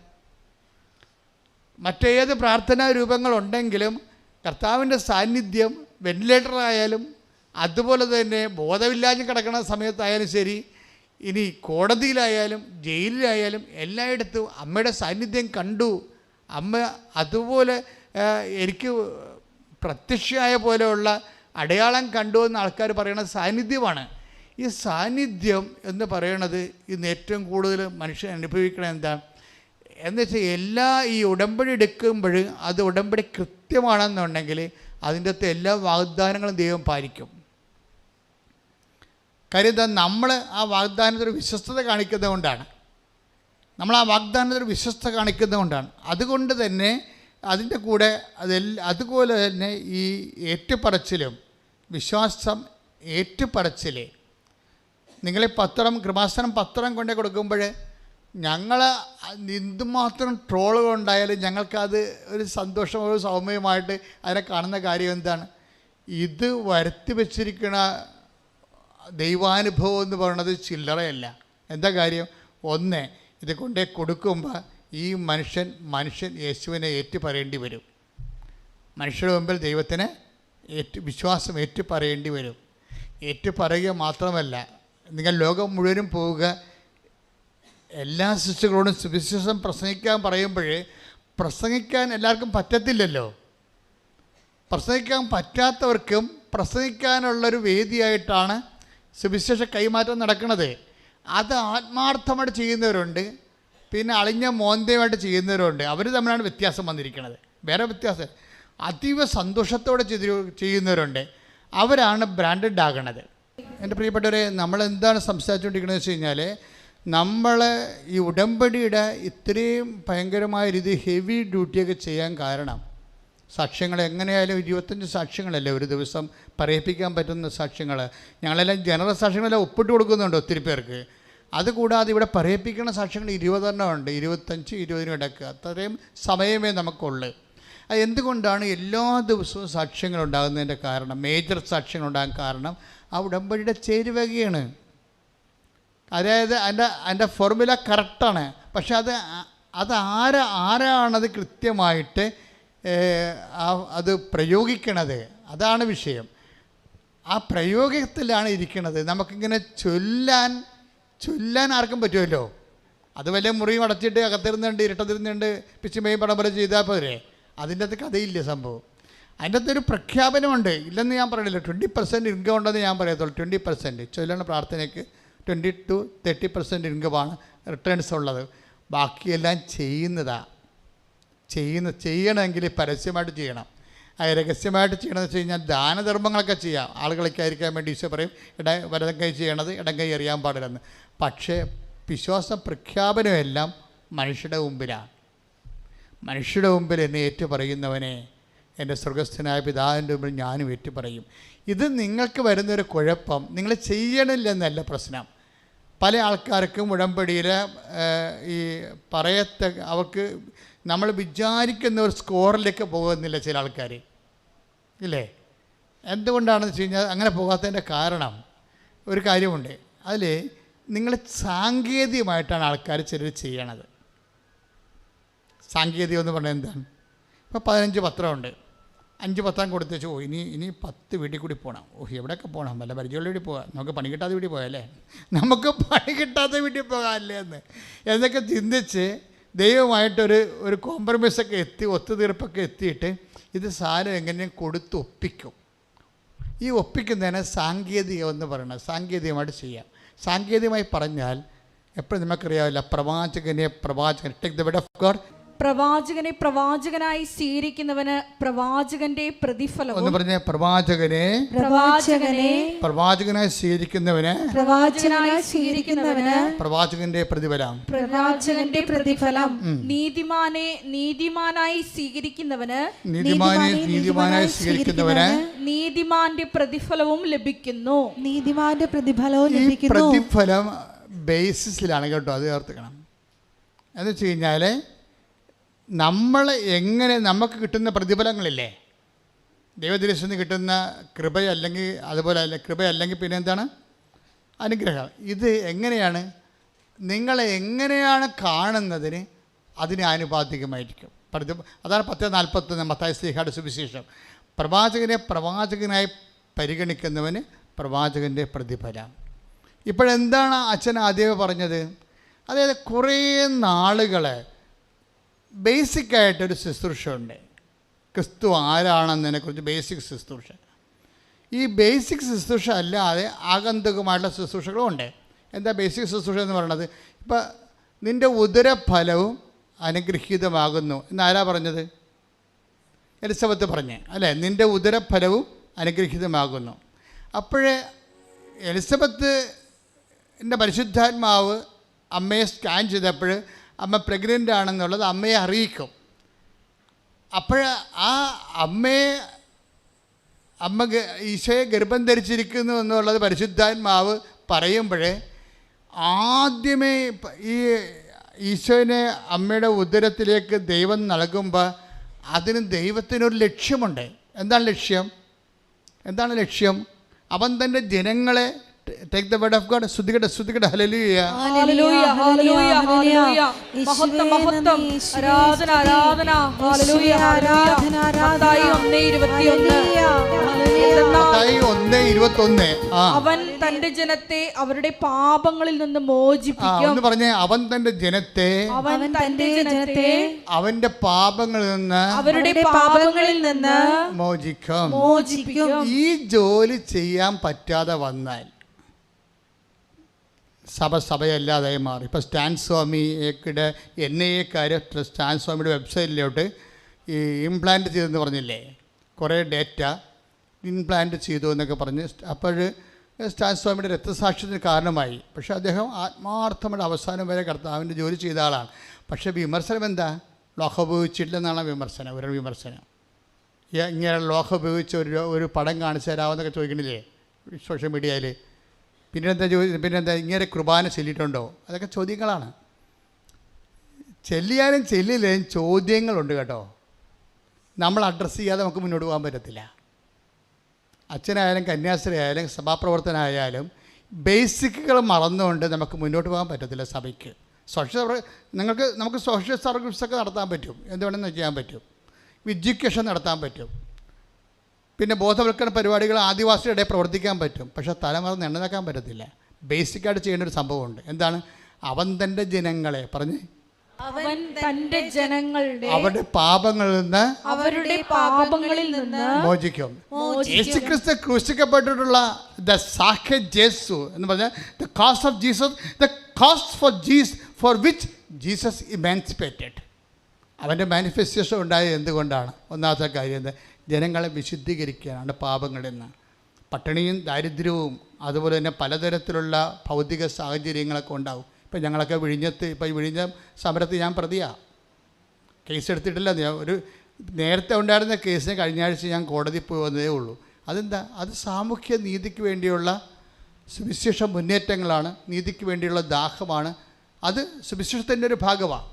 പക്ഷെ അതേസമയം തന്നെ ഇതിന് ബേസിക്സ് ഉണ്ട്. എന്താ കാര്യം? അവൻ തൻ്റെ ജനങ്ങളെ പാപങ്ങളിൽ നിന്ന് മോചിച്ചെങ്കിൽ അവൻ്റെ ദൗത്യം ഏറ്റെടുക്കുന്ന എല്ലാ വ്യക്തികളുടെയും ചുമതലയാണ് ജനങ്ങളെ വിശുദ്ധീകരിക്കുക എന്നുള്ളത്. ജനങ്ങളെ വിശുദ്ധീകരിക്കാതെ വേറെ എന്ത് എഡ്യൂക്കേഷൻ ചെയ്താലും വേറെ എന്ത് സാമൂഹ്യ പ്രവർത്തനം ചെയ്താലും അതിനൊക്കെ പട്ടിക്കാട്ടത്തിൻ്റെ വിലകളേ ഉള്ളൂ. തലമുറ എണ്ണതാക്കാൻ പറ്റത്തില്ല. അത് വിഷയം സീരിയസ്. അത് നിങ്ങളും അത് ഉടമ്പടി ചെയ്യുന്ന ആൾക്കാരും ഈ വിഷയത്തിൽ ശ്രദ്ധിക്കണം. എന്താ കാര്യം? നിങ്ങൾ അതായത് സുവിശേഷ വേല ചെയ്യുമ്പോൾ നിങ്ങളെ പ്രവാചകനായി സ്വീകരിക്കുകയാണ്. പ്രതിഫലം അത് ദൈവപുത്രനായിട്ട് സ്വീകരിക്കുകയും രക്ഷകനെ. ഇപ്പം അമ്മ എന്താണ് ഐഡൻറ്റിഫൈ ചെയ്തത്? എലിസബത്ത് നിൻ്റെ ഉദരഫലവും അനുഗ്രഹീതമാണെന്ന് പറഞ്ഞപ്പോഴേ അതിന് മറുപടി അമ്മ എന്താ പറഞ്ഞത്? എൻ്റെ ആത്മാവ് രക്ഷകനായ ദൈവത്തിൽ ആനന്ദം കൊള്ളുന്നു. നിങ്ങൾ ഈ വിഷയത്തിൽ യാതൊരു വെള്ളവും ചേർക്കാതെ ചെയ്യുന്ന കാര്യം ദൈവതിരുസന്നിധിയിൽ നമുക്കറിയാമല്ലോ, മക്കളുണ്ട്. 8-17 അതൊരു റാങ്കാണ്, ഒരു ബ്രാൻഡാണ്. പക്ഷേ ദൈവം ഈ മക്കൾ എന്നതിനേക്കാൾ ഉയർന്ന ഒരു റാങ്കുണ്ട്. നമ്മൾ മുന്നോട്ട് പോകും തോറും ഈ റാങ്കിലോട്ടാണ് വരേണ്ടത്. അപ്പോൾ ഇന്നലെ എന്നെ ഒരു ക്യാപ്റ്റൻ വിളിച്ചു. നമ്മുടെ ഇവിടെ ഉടമ്പടി എടുത്തിട്ടുള്ള ഒരു മിലിറ്ററി ക്യാപ്റ്റനാണ്. അപ്പോൾ അദ്ദേഹത്തിന് ഒരു സ്റ്റാർ ഇന്നലെ കിട്ടി. അപ്പോൾ അദ്ദേഹം പറഞ്ഞത് കൊമോദോസ്, അതായത് ക്യാപ്റ്റൻ കഴിഞ്ഞുള്ള ഫസ്റ്റ് റാങ്കാണ്. ഇതുപോലെ ലോകത്തിലുള്ള എല്ലാത്തിനും ഇതുപോലെ റാങ്കുകളുണ്ട്. മക്കളൊരു റാങ്കാണ്. ഈ മക്കളെ തന്നെ റാങ്ക് ആകണമെങ്കിൽ നമ്മൾ മക്കളാണെന്നുള്ളത് അതേ രീതിയിൽ തന്നെ നമുക്ക് ബോധം ഉണ്ടാവുകയും മക്കളെപ്പോലെ നമ്മൾ ദൈവത്തിരുസന്നിധിയിൽ വ്യാപരിക്കുകയും ചെയ്യണം. എന്തായിരുന്നാലും ഇവിടുത്തെ പ്രശ്നം എന്ന് വെച്ച് കഴിഞ്ഞാൽ നമ്മളൊന്ന് ആകണമെങ്കിൽ ഉടമ്പടി വല്ലാത്ത ഫലങ്ങൾ തരും. കാരണം ഞാൻ അച്ഛനായിട്ട് 37 വർഷമായി. ഈ 37 വർഷത്തിനുള്ളിൽ നമ്മൾ ഒത്തിരിയേറെ സാക്ഷ്യങ്ങളും ഇവിടെ ഉള്ളതും മറ്റു ധ്യാനകേന്ദ്രങ്ങളുള്ളതും ഒക്കെ നമ്മൾ കേൾക്കുന്നതാണ്. പക്ഷെ ഉടമ്പടിയുടെ കാലഘട്ടം തുടങ്ങുമ്പോൾ നമ്മൾ ഒരിക്കലും കേൾക്കാത്ത കാര്യങ്ങളാണ് കേൾക്കുന്നത്. പ്രത്യേകിച്ച് ഈ വ്യഥകളെന്ന് പറയുന്ന സംഭവം അഡ്രസ്സ് ചെയ്യുന്നത് ഉടമ്പടിയിലാണ്. വ്യഥകളെന്ന് പറയുന്നത് എന്താ? കഴിഞ്ഞ ഉടമ്പടിയുടെ ധ്യാനം നമ്മൾ ഇപ്പോൾ രോഗശാന്തി, ഇപ്പോൾ ധ്യാന കേന്ദ്രങ്ങളൊക്കെ രോഗശാന്തികൾ ഒത്തിരി നടക്കും. പക്ഷേ ഉടമ്പടി രോഗശാന്തി മാത്രമല്ല, വ്യഥകൾ അഡ്രസ്സ് ചെയ്യപ്പെടുന്നു, ട്രബിൾസ്. അത് 4 മത്തായി ശ്ലീഹയുടെ സുവിശേഷത്തിൽ കഴിഞ്ഞ ആഴ്ചയിൽ ഞാൻ എടുക്കുകയും അതാണ് കണ്ടത്. Take the word of God 4-ാം അധ്യായത്തിലെ വ്യഥകൾ. മത്തായി 4:24. അവന്റെ കീർത്തി സിറിയായിലെങ്ങും വ്യാപിച്ചു. എന്ന് പറഞ്ഞ അവന്റെ കീർത്തി സിറിയായിലെങ്ങും വ്യാപിച്ചു. എല്ലാ രോഗികളെയും വിവിധ വ്യാധികളാലും വ്യഥകളാലും അവശരായവരെയും പിശാചുബാധിതർ അപസ്മാര രോഗികൾ തളർവാദക്കാർ എന്നിവരെയും അവർ അവന്റെ അടുത്ത് കൊണ്ടുവന്നു. അവൻ അവരെ സുഖപ്പെടുത്തി. അപ്പൊ ക്രിസ്തുവിലുള്ള ഏറ്റവും വലിയ, അതായത് ദൈവം ക്രിസ്തുവിലൂടെ ചെയ്യുന്നതും ഇപ്പം ചെയ്തുകൊണ്ടിരിക്കുന്നതുമായ എല്ലാ കാര്യങ്ങളും മത്തായി 4:24 അതിൻ്റെ അകത്ത് ഒന്നാണ് രോഗങ്ങൾ മാത്രമല്ല, വ്യാധികൾ മാത്രമല്ല, പിന്നെന്താണ്? വ്യഥകളെന്ന് പറയുമ്പോൾ ഈ വ്യഥകൾ ഇത്രയും നാളായിട്ട് വേണ്ട പോലെ അഡ്രസ്സ് ചെയ്തിട്ടില്ല. മനസ്സിലായോ? വ്യഥകളെന്ന് പറയുന്നത് എന്താണ്? പലതരത്തിലുള്ള വ്യഥകളാണ്. ഇപ്പം കഴിഞ്ഞ ദിവസങ്ങളൊരു ഒരു മുള്ളംകൊല്ലി എന്നൊരു മോളെ സാക്ഷ്യം പറഞ്ഞ, അതെന്താ വെച്ച് കഴിഞ്ഞാൽ അവളെ സംബന്ധിച്ചിടത്തോളം ഉടമ്പടി എടുക്കാൻ അവൾക്ക് മനസ്സില്ല. അമ്മ പറയുന്നുണ്ട്, ഉടമ്പടി എടുക്കാൻ പറയുന്നുണ്ട്. അപ്പോൾ എന്ത് സംഭവിച്ചു കഴിഞ്ഞാൽ എല്ലാ കാര്യങ്ങൾക്കും മെറിറ്റുള്ള ആളാണ്. പഠന കാര്യങ്ങൾക്കായാലും മാർക്കിൻ്റെ കാര്യത്തിലായാലും എല്ലാം നല്ല കോൺഫിഡൻസാണ് ആൾ. അപ്പോൾ പിന്നീട് അവസാനം അതിൻ്റെ അകത്ത് ഇങ്ങനെ ഒരു ഉടമ്പടിയുടെ ഒരു ആവശ്യമുണ്ടോ, നമ്മുടെ പള്ളിയിൽ പോയി പ്രാർത്ഥിച്ച പള്ളിയിൽ ഈശോയിലെ ഉള്ളത് എന്ന് അങ്ങനെ ധരിക്കുന്ന ഒത്തിരി പേരില്ലേ, അങ്ങനെ ഒരാളാണ്. പക്ഷേ കുറച്ച് മുന്നോട്ട് പോയപ്പോഴൊക്കെ മുന്നോട്ട് പോകാൻ പറ്റാത്ത അവസ്ഥ വന്ന് അവൻ പിന്നെ ഉടനെ ഉടമ്പടി എടുത്തപ്പോൾ എനിക്ക് അന്നു ജോസ് അങ്ങനെ എന്താ പേരാണ്. എന്താ പ്രശ്നം? അവൾ ചെയ്ത ഒരു പ്രത്യേകത എന്താ ചോദിച്ചാൽ, അവൾ ഈ രോഗികളെ കാണാൻ പോകണമല്ലോ, അതിന് പകരം അവർ ചെയ്തിരിക്കണത് ഈ ഫിസിക്കലി ഹാൻഡിക്യാപ്ഡ് ആയിട്ടുള്ള കുട്ടികളില്ലേ, ഫിസിക്കലി ഹാൻഡിക്യാപ്ഡ് ആയിട്ടുള്ള അംഗവൈകല്യങ്ങളൊക്കെ ഉള്ള കുട്ടികളും അവരുടെ ബുദ്ധിമാന്ദ്യം എന്ന് പറയുന്നത്, അപ്പം അങ്ങനെയൊക്കെ ഒന്നും പറയാൻ പാടില്ല ഇവ പറയണ കുഞ്ഞുങ്ങൾ, അതായത് ഒരു മെൻ്റലി ചാലഞ്ചഡ് ആയിട്ടുള്ള വെല്ലുവിളികളെ നേരിടുന്ന കുട്ടികളെ, അങ്ങനെ ഒരു സ്ഥാപനത്തിൽ ഒരാഴ്ച മുഴുവനും പോയി ശുശ്രൂഷ ചെയ്യാൻ, ഒരാഴ്ച. അപ്പോൾ എന്ന് വെച്ചാൽ നമ്മളൊരു പ്രാവശ്യം പോകാൻ പറയുമ്പോൾ അവർ ഒരാഴ്ച പോവുകയാണ്. ഇത് എന്താ പ്രശ്നം? അതിൻ്റെ ഫലമെന്ന് പറയണത് വെട്ടിക്കെട്ട് ഫലമാണ്. അതായത് ഈ ടൈം ഷോർട്ട് ചെയ്ത് വരുന്ന കാര്യമായിട്ട് വിസ പ്രോസസ്സിങ്ങിലാണ്. അതിൻ്റെ ടൈം അതിന് വരുന്ന ഒരു പേപ്പർ കിട്ടാനുള്ള സാധ്യതയില്ല. അതിന് 2.5 മാസം എടുക്കും. ഇപ്പോൾ ഓഫർ ലെറ്ററും അതുപോലെ വിസയും അതിന് കിട്ടേണ്ട വേറെ ഇടയ്ക്ക് വരുന്ന വില പേപ്പേഴ്സും ഒക്കെ പല രാജ്യങ്ങളിലും പല സ്ഥാപനങ്ങളിലുമൊക്കെയാണ്. അപ്പോൾ അങ്ങനെയൊക്കെ ഉള്ള സംഭവങ്ങൾ നമ്മുടെ സമയത്ത് നടക്കാൻ ചിലപ്പോൾ നടക്കത്തില്ല. അപ്പോൾ അവർ യൂണിവേഴ്സിറ്റിയിൽ നിന്ന് വിളിച്ച് ചോദിച്ചു. എന്താ ചോദിച്ചത്? ഞങ്ങൾ അടുത്ത ഇൻടേക്കിലേക്ക് വെക്കട്ടെ എന്ന് ചോദിച്ചു. ഇപ്പോൾ സീറ്റ് ഫില്ലായിരിക്കുകയാണ്, അടുത്ത ഇൻടേക്കിലേക്ക് വെക്കട്ടെ എന്ന് വെച്ചപ്പോൾ ഇവർക്ക് സങ്കടമായി. അപ്പോൾ അമ്മയോട് ചോദിച്ചു, അമ്മ അടുത്ത യൂണിവേഴ്സിറ്റിയിൽ നിന്ന് വിളിച്ച് ചോദിക്കുന്ന അടുത്ത ഇൻടേക്കിലേക്ക് വെക്കട്ടെ എന്ന് ചോദിക്കും. അപ്പോൾ ഉടനെ അമ്മ പറയും, നീ എന്തിനാ അങ്ങനെ സങ്കടപ്പെടണത്? നമ്മൾ ഉടമ്പടി എടുത്തിട്ടില്ലേ? അമ്മ മാതാവിൻ്റെ അടുത്ത് ഈ വിഷയം വെച്ചിട്ടില്ലേ? വിഷയം വെക്കുക മാത്രമല്ല, എടുത്തിട്ട് സാങ്കേതികമായിട്ട് എടുത്തിരിക്കണമല്ല, ആത്മാർത്ഥമായിട്ട് അമ്മയും മകളും ആ സംഭവം ചെയ്യാണ്. അപ്പോൾ ഒരു രോഗികളെ കാണാൻ പോയ പുസ്തകത്തിൽ അത് രോഗികളെ അതുപോലെ തന്നെ ഭക്ഷണമില്ലാത്തവരെയൊക്കെ പോയി അമ്മയും മകളും പോയി സന്ദർശിക്കുകയാണ്. അതായത് അവർ ഇത് തന്നെ മെയിൻ കാര്യമായിട്ട് എടുക്കുകയാണ്. അവർക്ക് അതിനുള്ള അഭിഷേകം കിട്ടിയിരിക്കുകയാണ്. അല്ല, എന്നാൽ രോഗികളെ കണ്ടേക്കാം, എന്നാൽ പിന്നെ വല്ല ബന്ധുക്കളെയും സ്വന്തപ്പെട്ടവരെയും പോയി കാണാം എന്തൊക്കെ വിചാരിച്ച് വല്ലയിടത്തും രോഗികളുണ്ടോ എന്നും പറഞ്ഞ് പണ്ട് ഓടെ ചെമ്പേപ്പിച്ചുള്ള ആരോഗ്യം കൊടുക്കാനുണ്ടോ എന്നും പറഞ്ഞുകൊണ്ട് ഞങ്ങളുടെ നാട്ടിലൊക്കെ ആൾക്കാർ നടക്കുമായിരുന്നു. അതുപോലെ രോഗികളുണ്ടോ എന്ന് ചോദിച്ച് നടക്കുകയല്ലേ ബന്ധുക്കളോടൊക്കെ. എങ്ങനെയെങ്കിലും ഒപ്പിച്ച് ദൈവത്തിൻ്റെ കണ്ണിൽ പൊടിയിടാമെന്ന് വിചാരിച്ച് നിങ്ങൾ ഉടമ്പടി ചെയ്യരുത്. അതാണ് ഞാൻ പറഞ്ഞതിൻ്റെ കാര്യം. വളരെ ശ്രദ്ധിച്ച് ചെയ്യണം. നിങ്ങൾ അനങ്ങിയ അപ്പം തന്നെ അത് മാർക്കാവും. അനങ്ങിയ എന്ന് വെച്ച് കഴിഞ്ഞാൽ എന്താണ്, ഒരു ചിന്ത നിൻ്റെ ഉള്ളിൽ വരുമ്പോൾ തന്നെ ഞാൻ അറിയുന്നു എന്ന് പറയത്തില്ലേ. അപ്പോൾ ഈ ദൈവത്തിൻ്റെ അടുത്താണ് നമ്മൾ എന്തെങ്കിലുമൊക്കെ തരത്തിൽ കണ്ണിപ്പൊടി ഇടുമ്പോഴേ കാണിക്കരുത്. ഒരിക്കലും ചെയ്തില്ലെന്നേ ഉള്ളൂ, ചെയ്ത് കുളമാക്കരുത്. കാലെ പിടിച്ച് പറയുകയാണ്. എന്താ കാര്യം? ആൾക്കാർക്ക് അതിനുള്ള ടെൻഡൻസി ഉണ്ട്. എല്ലാം ഇങ്ങനെ ചുരുക്കത്തിൽ ചെയ്യാനുള്ള ടെൻഡൻസി ഉണ്ട്. ഈ ചുരുക്കത്തിൽ ചെയ്യാനുള്ള ടെൻഡൻസി നിങ്ങളുടെ ബോഡിയിൽ, നിങ്ങളുടെ പ്രകൃതിയിലുണ്ടെങ്കിൽ അത് നിങ്ങൾക്ക് മിക്കവാറും അന്ധകനായിട്ട് തീരാൻ സാധ്യതയുണ്ട്. ചുരുക്കത്തിൽ ചെയ്യുക, എല്ലാം ഇങ്ങനെ ഒപ്പിച്ച് ചെയ്യേണ്ട കാര്യമില്ലേ. അപ്പം അങ്ങനെ ചെയ്യാൻ ഒരു സാധാരണ ടെൻഡൻസി ഉണ്ടാവില്ല ആൾക്കാർക്ക്. അപ്പം അങ്ങനെ ഓരോ കാര്യവും അങ്ങനെ ആൾക്കാർ ചെയ്യണതേ ഓരോരോ രീതികളിൽ. ഇപ്പം 2 പാത്രം കൊണ്ടുപോകണ്ട എന്ന് പറയുമ്പോൾ ആ മുട്ട വറുത്തതാണ് അമ്മച്ചി ഇതിന് തന്നെ വെച്ച് ചോറ് 2 പാത്രം ചോദിച്ചാൽ കഴിയില്ലെന്ന് പറയും. 2 പാത്രം ചോദിച്ചുണ്ടാക്കി എനിക്ക് കഴിയില്ല, ചോറ്റ് പാത്രം തന്നെ വെച്ചേക്കാൻ പറയും കറി. അതെല്ലാം ചുരുക്കത്തിൽ ചെയ്യണം. അത് നമ്മുടെ പണ്ട് പോലെ ചെയ്യണമാണ് നമ്മൾ ചുരുക്കത്തിൽ. ഇങ്ങനെ എല്ലാത്തിനും ചുരുക്കത്തിൽ ചെയ്യാൻ പറ്റുമോ എന്ന് നമ്മൾ ചോദിച്ചാൽ കുറച്ച് കഴിയുമ്പോൾ നിങ്ങൾ ബ്രാൻഡഡ് ആവും. പിന്നെ ദൈവം അനങ്ങത്തില്ല. എന്താ കാര്യം? നിങ്ങളാ വിഷയം ഓറിയൻറ്റഡാണ്. നിങ്ങളുടെ വിഷയം നടക്കാൻ വേണ്ടി എന്തെങ്കിലും സാങ്കേതികമായിട്ട് ചെയ്ത് ഒപ്പിക്കുകയാണ്. ഇതിൻ്റെ അകത്ത് സ്നേഹമില്ലെന്ന് ദൈവത്തെ മനസ്സിലായാൽ ബ്രാൻഡഡ് ആവും. അതാണ് വിഷയം. സ്നേഹമില്ലെന്ന് എൻ്റെ അടുത്ത് മനസ്സിലാകും. സാങ്കേതികമായിട്ട് ചെയ്യുന്ന ആൾക്കാരൊക്കെ സ്നേഹമില്ലല്ലോ. ആ എണ്ണി ഒപ്പിക്കുകയല്ലേ സംഭവം. അത് വളരെ വളരെ ശ്രദ്ധിച്ച് വേണം വിഷയം ചെയ്യാൻ. എന്നുവെച്ചാൽ നിങ്ങൾ ഇത് ഉടമ്പടി അനുവർത്തിക്കുമ്പോൾ നിങ്ങളുടെ മനസ്സിലുണ്ടാകണം, എന്നെ നയിക്കുന്ന ശക്തി എന്താണ്? ദൈവസ്നേഹമാണോ? ദൈവസ്നേഹമാണോ? രോഗികളെപ്പോൾ ഞാൻ കാണുന്നുണ്ട്. അതുപോലെ തന്നെ മരുന്ന് വാങ്ങാൻ പണമില്ലാത്തൊക്കെ ഞാൻ പണം കൊടുക്കുന്നുണ്ട്. അതൊക്കെ അതിൻ്റെ പിന്നിൽ ഉടമ്പടി എടുത്തുകൊണ്ട് കാണിച്ചു കൂട്ടുന്ന ഒരു എക്സർസൈസാണോ അതോ ദൈവസ്നേഹമാണോ? ഈ ദൈവസ്നേഹം അല്ലെങ്കിൽ വർക്ക് ചെയ്യാൻ പാടായിരിക്കും.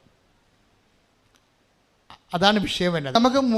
നമുക്കൊരു ഇപ്പോൾ അവൻ പറയണത് പോലെ ചെയ്യുന്നതാണല്ലോ സംഭവം. അത് സാങ്കേതികമായി ചെയ്യുന്നത് കൊണ്ടാണ് ഉടമ്പടി സ്ലോ ആകാൻ കാരണം. മനസ്സിലായേ? ഒരിക്കലും നമ്മൾ പോയിന്റിൽ നിന്ന് പോകുന്നില്ല. പിന്നെ ഇടയ്ക്ക് ഈശോ ചില നോട്ടുകൾ തരുന്നതേ ഉള്ളൂ, പക്ഷേ നമ്മുടെ പോയിന്റിൽ നിന്ന് നമ്മൾ പോകുന്നില്ല. എന്താ പ്രശ്നം? ഉടമ്പടി ലാഗാകാൻ കാരണം അതിന് കാരണം ഒരു കാരണം അത് സാങ്കേതികമായി ചെയ്യുന്നു എന്നുള്ളതാണ്. സാങ്കേതികമായിട്ടല്ലാതെ പിന്നെ എങ്ങനെ ചെയ്യണമെന്ന് ചോദിച്ചു കഴിഞ്ഞാൽ, ഒന്ന് ദൈവിക പുണ്യങ്ങളെ കൊണ്ടാണ് അത് ചെയ്യേണ്ടത്. ദൈവിക പുണ്യങ്ങൾ എന്തൊക്കെയാണ്? വിശ്വാസം, പിന്നെന്താണ്? പ്രത്യാശ, പിന്നെന്താണ്? ദൈവസ്നേഹം. അപ്പോൾ ദൈവസ്നേഹത്താലാണ് ഈ വിഷയം ചെയ്യേണ്ടത്. ഇനി എൻ്റെ വിഷയം പറയണമെന്ന് വെച്ച് കഴിഞ്ഞാൽ, ചില സമയത്ത് ഇപ്പം രക്തസ്രാവക്കാരി രോഗി തന്നെ അവൻ്റെ വസ്ത്രത്തിന് വിളിമ്പിൽ തൊടുന്നതിന് മുമ്പ് ഒരു പ്രോസസ്സിങ് നടക്കുന്നുണ്ട്. അവിടെ രക്തസ്രാവക്കാരി രോഗിയില്ലേ, അവൾ കർത്താവിൻ്റെ പുറകിൽ കൂടിയല്ലേ പോണത്. ചെന്ന് കർത്താവിൻ്റെ വസ്ത്രത്തിൻ്റെ വിളിമ്പിലല്ല അവൾ തൊടുന്നത്. അങ്ങനെ തൊടുന്നതിന് മുമ്പ് ഒരു പ്രോസസ്സിങ് ഉണ്ട്. എന്താണത്? താൻ അവൻ്റെ വസ്ത്രത്തിൻ്റെ വിളിമ്പിൽ എങ്കിലും തൊട്ടാൽ സൗഖ്യം പ്രാപിക്കുമെന്ന് ഉള്ളിൽ കരുതിയിരുന്നു. അപ്പോൾ ഈ ഉള്ളിൽ കരുതലാണ് കൗണ്ടാകണത്. മനസ്സിലായില്ലേ? ഉള്ളിൽ അപ്പം നമ്മൾ എന്ത് ചെയ്താലും ഉള്ളിൽ എന്താണ് കരുതണമെന്ന് നോക്കണം. ഉള്ളിൽ എന്താണ് കരുതണമെന്ന്. ഇപ്പം നിങ്ങൾ പത്രം കൊടുക്കണം അല്ലേ, പത്രം കൊടുക്കണവർക്ക് തന്നെയാണ് ആ കാനഡയിൽ പോകുന്നത്. മനസ്സിലായോ? ഉള്ളിൽ കരുതേ, വെറുതെ ഇരന്ന് പണി മേടിക്കണി. അതായത് ഉള്ളിൽ നീ എന്ത് കരുത്, ദൈവസ്നേഹ കയ്യിലല്ല, അവിടെ സാങ്കേതികമായി ചെയ്യണേ. പത്രം കൊടുക്കണമല്ലേ, പത്രം കൊടുക്കുന്നവർക്ക് തന്നെയാണോ PR കിട്ടണത്? ഉള്ളിൽ കരുതിയപ്പോൾ എന്താ കാര്യം? ഉള്ളിൽ കരുതുമ്പോൾ ഉണ്ടാകുന്ന ഒരു പ്രോബ്ലം വെച്ച് കഴിഞ്ഞാൽ, ഒന്ന്, ആ സ്നേഹത്തിലല്ല വർക്ക് ചെയ്യണത്, സാങ്കേതികമായിട്ട് വർക്ക് ചെയ്യണത്. സാങ്കേതികൻ ചോദിക്കുന്ന ചോദ്യങ്ങളാണത്. അവിടെ വരുന്ന വേറൊരു പ്രോബ്ലം ഉണ്ട്. ഉള്ളിൽ കരുതുന്നത് പോസിറ്റീവ് ഉണ്ട്, നെഗറ്റീവ് ഉണ്ട്. അതായത് ഉള്ളിൽ കരുതുന്ന പോസിറ്റീവായിട്ട് കരുതണ കൊണ്ടാണ് രക്തസ്രാവക്കായ രോഗി തൊട്ടപ്പം തന്നെ കറണ്ടടിച്ച് അവൾ സൗഖ്യപ്പെട്ടത്. കാര്യം അവൾ ഉള്ളിൽ കരുതി അവൻ്റെ വസ്ത്രത്തെ വിളിമ്പിലെങ്കിലും തൊട്ടാൽ താൻ സൗഖ്യം പ്രാപിക്കുമെന്ന്. ഇനി വേറെ ഒരു സൗഖ്യത്തെ ഉണ്ട് നെഗറ്റീവായിട്ട് ഉള്ളിൽ കരുതുന്ന ആൾക്കാരെ. 9:4 വായിച്ചുള്ളൂ മത്തായിയുടെ സുവിശേഷം. ശ്രുതികടെ ഹല്ലേലൂയ. മത്തായി 9:4. മത്തായി 9:4 വായിച്ചുള്ളൂ. അവരുടെ വിചാരങ്ങൾ ഗ്രഹിച്ച യേശു ചോദിച്ചു. അവരുടെ വിചാരം, അത് ഉള്ളിൽ കരുതിയ പാർട്ടിയാണ്. അവരുടെ വിചാരങ്ങൾ ഗ്രഹിച്ച് പറഞ്ഞേ. അവരുടെ വിചാരങ്ങൾ ഗ്രഹിച്ച യേശു ചോദിച്ചു. എന്താ ചോദിച്ചത്? നിങ്ങൾ ഹൃദയത്തിൽ തിന്മ വിചാരിക്കുന്നത് എന്ത്? തിന്മ വിചാരിക്കുന്നത് എന്ത്? ഏതാണ് എളുപ്പം? ഏതാണ് എളുപ്പം? നിന്റെ പാപങ്ങൾ ക്ഷമിക്കപ്പെട്ടിരിക്കുന്നു, നിന്റെ പാപങ്ങൾ ക്ഷമിക്കപ്പെട്ടിരിക്കുന്നത് എന്ന് പറയുന്നതോ എഴുന്നേറ്റ് നടക്കുക എന്ന് പറയുന്നതോ? അപ്പോൾ എന്ത് സംഭവിച്ചാൽ ഇവര് പാപം ക്ഷമിക്കാൻ ഇവൻ ആരാണ് എന്ന് ഉള്ളിൽ കരുതി. ദാറ്റ് മീൻസ് അതെന്താണ്? യേശുവിലുള്ള അവിശ്വാസമാണ്. മനസ്സിലായില്ലേ? വിശ്വാസം ഉള്ളിൽ കരുതുന്ന സംഭവത്തെ രണ്ടായിട്ട് കൗണ്ട് ചെയ്യും. ഒന്ന്, ഉള്ളിൽ കരുതുന്ന പോസിറ്റീവായിട്ട് കൗണ്ട് ചെയ്യും. അപ്പോഴാണ് അനുഗ്രഹം നടക്കുന്നത്. രക്തസ്രാവക്കായ രോഗി ഉള്ളിൽ കരുതി എന്താണ്? വസ്ത്രത്തിൻ്റെ വിളിമ്പിലെങ്കിലും തൊട്ടാൽ താൻ സൗഖ്യം പ്രാപിക്കും. ഇനി ഈ നിയമജ്ഞനും ഫരിസേയരും എന്താ ചെയ്തത്?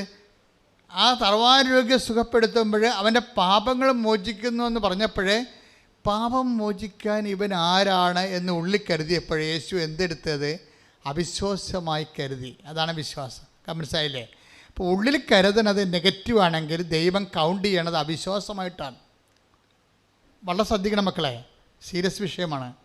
നിങ്ങൾ ഉള്ളിൽ കരുതുന്നത് നെഗറ്റീവ് ആണെങ്കിൽ കർത്താവ് അത് കൗണ്ട് ചെയ്യണത് എന്തായിട്ടാണ്? അവിശ്വാസമായിട്ടാണ്. സാങ്കേതികമല്ലാതെ പിന്നെ എങ്ങനെയാണ് ചെയ്യേണ്ടത്? ബൈബിൾ എന്താ പറയണത്? സന്തോഷത്തോടെ പോയി തനിക്കുള്ളതിലാവട്ടെ. മത്തായി സുവിശേഷം 13:44 സാങ്കേതികമല്ലാതെ എണ്ണിച്ചുട്ട് സാങ്കേതികമല്ലാതെ ഒപ്പിച്ചുണ്ടാക്കാതെ പിന്നെ എങ്ങനെയാണ് ദൈവപൈതൽ ഈ വിഷയം ചെയ്യേണ്ടത്? മത്തായി 13:44 എന്താ പറയണത്? സ്വർഗരാജ്യം വയലിൽ ഒളിപ്പിച്ചു വെച്ചിരിക്കുന്ന നിധിക്ക് തുല്യം. അത് കണ്ടെത്തുന്നവൻ അത് മറച്ചു വെക്കുകയും സന്തോഷത്തോടെ പോയി. സാങ്കേതികമായിട്ടല്ല, മനസ്സിലായ? ഇതാ വിഷയം. നമ്മൾ അതിൻ്റെ ഉപയോഗിക്കുന്ന വാക്കുകൾ നോക്കണം. ഇതൊന്നും ഞാൻ ചിന്തിച്ച് എടുത്ത കാര്യമല്ല. ഇപ്പോൾ ഈശോ ഓൺലൈനിൽ നമുക്ക് തരുന്നത് ഞാൻ നിങ്ങൾക്ക് പകർന്നു തരുന്ന പരിപാടിയാണ് നടന്നുകൊണ്ടിരിക്കുന്നത്. അതായത് സാങ്കേതികമായിട്ട് ചെയ്ത വരൾച്ച ഉണ്ടാകും, ഉടമ്പടി പിൻപിടുത്തം ഉണ്ടാകും. അപ്പം നമ്മൾ ചെയ്യുന്ന എന്താ ചെയ്യേണ്ടത്? വായിച്ചോളൂ മോളെ. സന്തോഷത്തോടെ പോയി തനിക്കുള്ളതെല്ലാം വിറ്റ് ആ വയൽ വാങ്ങുകയും ചെയ്യുന്നു. അതായത് ഇതിൻ്റെ അകത്ത് വെച്ചിരിക്കുന്നൊരു വിഷയമാണ്. ഈ 10:44 ഇപ്പോൾ വായിച്ചുകേട്ടത് എന്താണ്? ദൈവരാജ്യം എന്ന് പറയുന്നത് വയലിൽ ഒളിഞ്ഞു കിടക്കുന്ന ഒരു നിധിയല്ല, ഒളിപ്പിച്ച് വെച്ചിരിക്കണ നിധിയാണ്. കൈയിടിച്ച്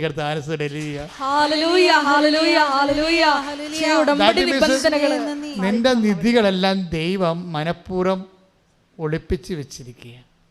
മനസ്സിലായില്ലേ? ഇത് നീ കണ്ടെത്താൻ സന്തോഷത്തോടെയാണ് പോയി നിൻ്റെ സമയം, നിൻ്റെ അഭിമാനം, ഇങ്ങനെ കുറേ സാധനം വിൽക്കാനുണ്ടല്ലോ. ഉടമ്പടി അല്ല, വർക്കൗട്ട് ചെയ്യത്തില്ല. നമ്മുടെ ഇപ്പം തന്നെ ആൾക്കാർ വിചാരിക്കുക, അയ്യോ ഞാൻ ഡോക്ടറാണല്ല, MD ആണല്ല, ഞാനെങ്ങനെ പത്രം കൊടുക്കണത് എന്ന് പറയുമ്പോൾ നമുക്ക് സ്റ്റാറ്റസ് ഉണ്ട്. ഈ സ്റ്റാറ്റസ് നമ്മൾ ഡീപ്രമോട്ട് ചെയ്യാതെയും കൊടുക്കാതെയും നമുക്ക് ഈ വയലിൽ ഒളിപ്പിച്ച് വെച്ച നിധി എടുക്കാൻ പറ്റത്തില്ല.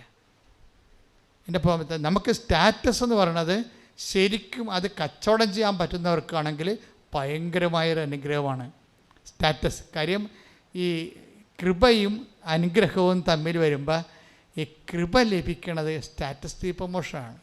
സെല്ലൗട്ട് ചെയ്യാൻ നമ്മുടെ എന്തെങ്കിലും സെല്ലൗട്ട് ചെയ്യാനുണ്ടാകണം. സെല്ലൗട്ട് ചെയ്യാൻ, അത് എന്തെങ്കിലും കൊടുക്കാൻ, നമുക്ക് അത് കൊടുക്കുന്നതിലൂടെ നമുക്ക് നഷ്ടമായിരിക്കണം ഉണ്ടാകേണ്ടത്, ലാഭം ഉണ്ടാകാൻ പാടില്ല. പ്രഥമ ദൃഷ്ടിയ നഷ്ടം ഉണ്ടാകുന്നത് കൊടുക്കാൻ പറ്റിയ എന്തെങ്കിലും നമ്മുടെ കയ്യിൽ ഉണ്ടാകണമെങ്കിൽ അത് ഒന്നാമത്തെ സ്റ്റാറ്റസ് തന്നെ ഇരിക്കും, നമ്മുടെ സ്റ്റാറ്റസില്ലേ. അപ്പോൾ പലപ്പോഴും എന്താ പ്രശ്നം വെച്ച് കഴിഞ്ഞാൽ, ഞാൻ ചിലർ ഇപ്പോൾ ഉടമ്പടി എല്ലാ ദിവസവും ഇവിടെ രോഗികൾക്കൊഴിച്ച് ബാക്കി ആരോടും കാരുണ്യമില്ലല്ലോ. ഉടമ്പടി കാരുണ്യം കാണിക്കത്തില്ല. ഉടമ്പടി രോഗികളോടും അങ്ങനെ കാണിക്കുന്നില്ല കാരുണ്യം. കാര്യം എനിക്ക് കിട്ടിയിരിക്കുന്ന നോട്ട് ഏറ്റവും വലിയ കാരുണ്യം എന്ന് പറയുന്നത് ക്രിസ്തുവിനെ കൊടുക്കുക എന്നുള്ളതാണ്. മാനുഷ്യമായി നീ കാണിക്കുന്ന കാരുണ്യമല്ല. ക്രിസ്തുവിനെ ഒരാൾക്ക് കൊടുക്കാൻ ഒത്തില്ലെങ്കിൽ പിന്നെ കാരുണ്യം കൊണ്ട് എന്താ പ്രയോജനം?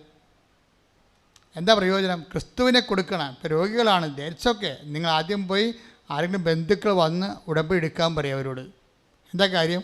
സംബഡി ടു, അതായത് നിങ്ങൾ ആശുപത്രിയിൽ പോയി ചില സമയത്ത് ഒരു മാസം താമസിക്കുകയും ചിലപ്പോൾ ആൾക്കാർ മാറി അവിടെ നിൽക്കുകയും ചെയ്യും അല്ലേ.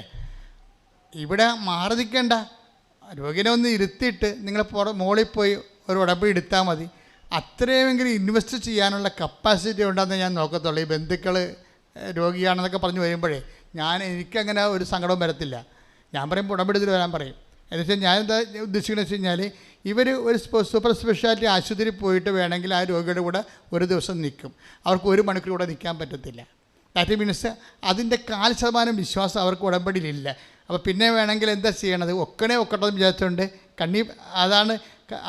അതാണ് അവിടെ മെൻറ്റാലിറ്റി. ആ മെൻറ്റാലിറ്റി അംഗീകരിക്കത്തില്ല. എന്താ കാര്യം? അംഗീകരിച്ചിട്ട് കാര്യമില്ല.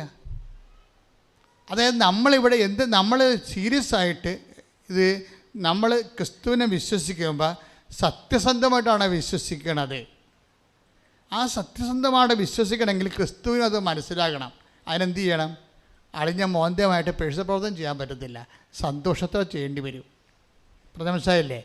നിങ്ങളെ ക്രിസ്തുവിനെയാണ് വിഷയം ചെയ്യണമെങ്കിൽ, അതായത് എന്തുകൊണ്ടാണ് അമ്മ ഇവിടെ പ്രത്യക്ഷപ്പെട്ടത് നിങ്ങൾക്ക് മനസ്സിലായില്ലേ? ഇപ്പോൾ എന്താണ് സംഭവിച്ചിരിക്കണമെന്ന്?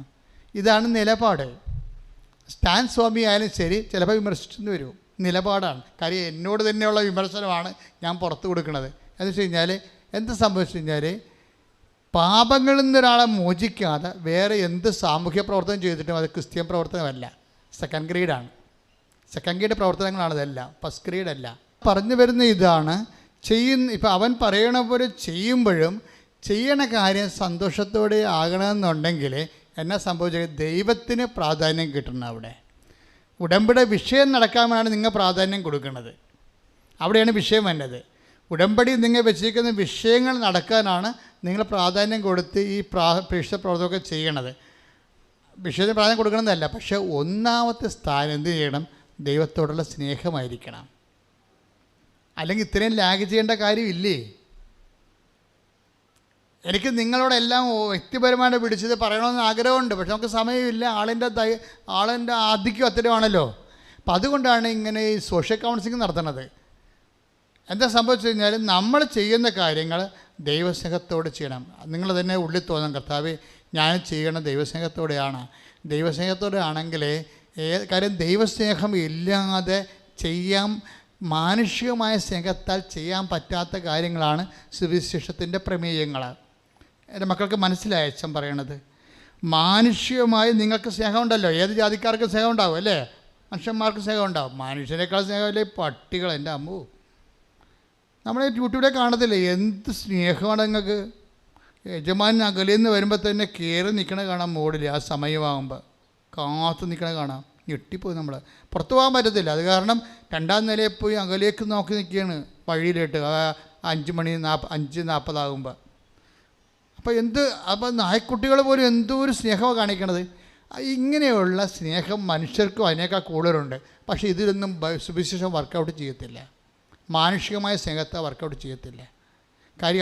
കാര്യം സുവിശേഷം ലക്ഷ്യം വെച്ചിരിക്കുന്നത് കൃപയാണ്. കൃപ ഫിസിക്കൽ ഫേവേഴ്സ് അല്ല, പവർ ഓഫ് ഗോഡാണ്.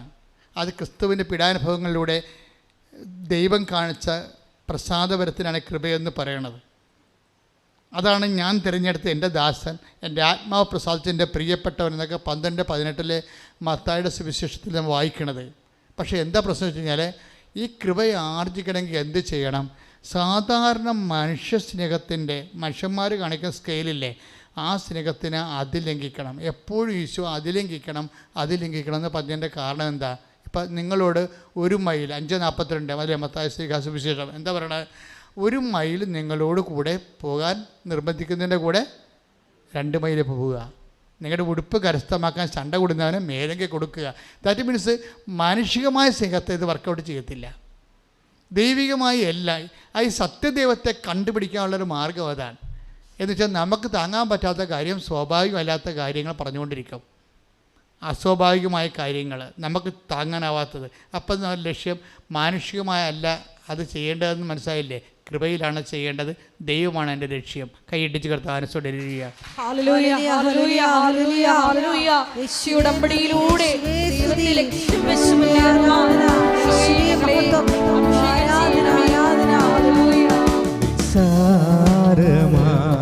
നിസാരമാ നീറും ദുഃഖങ്ങൾ നിസാരമാ നാളെ വരുന്ന മഹിമയോർത്താൽ ഇന്നീ ദുഃഖങ്ങൾ നിസാരമാ.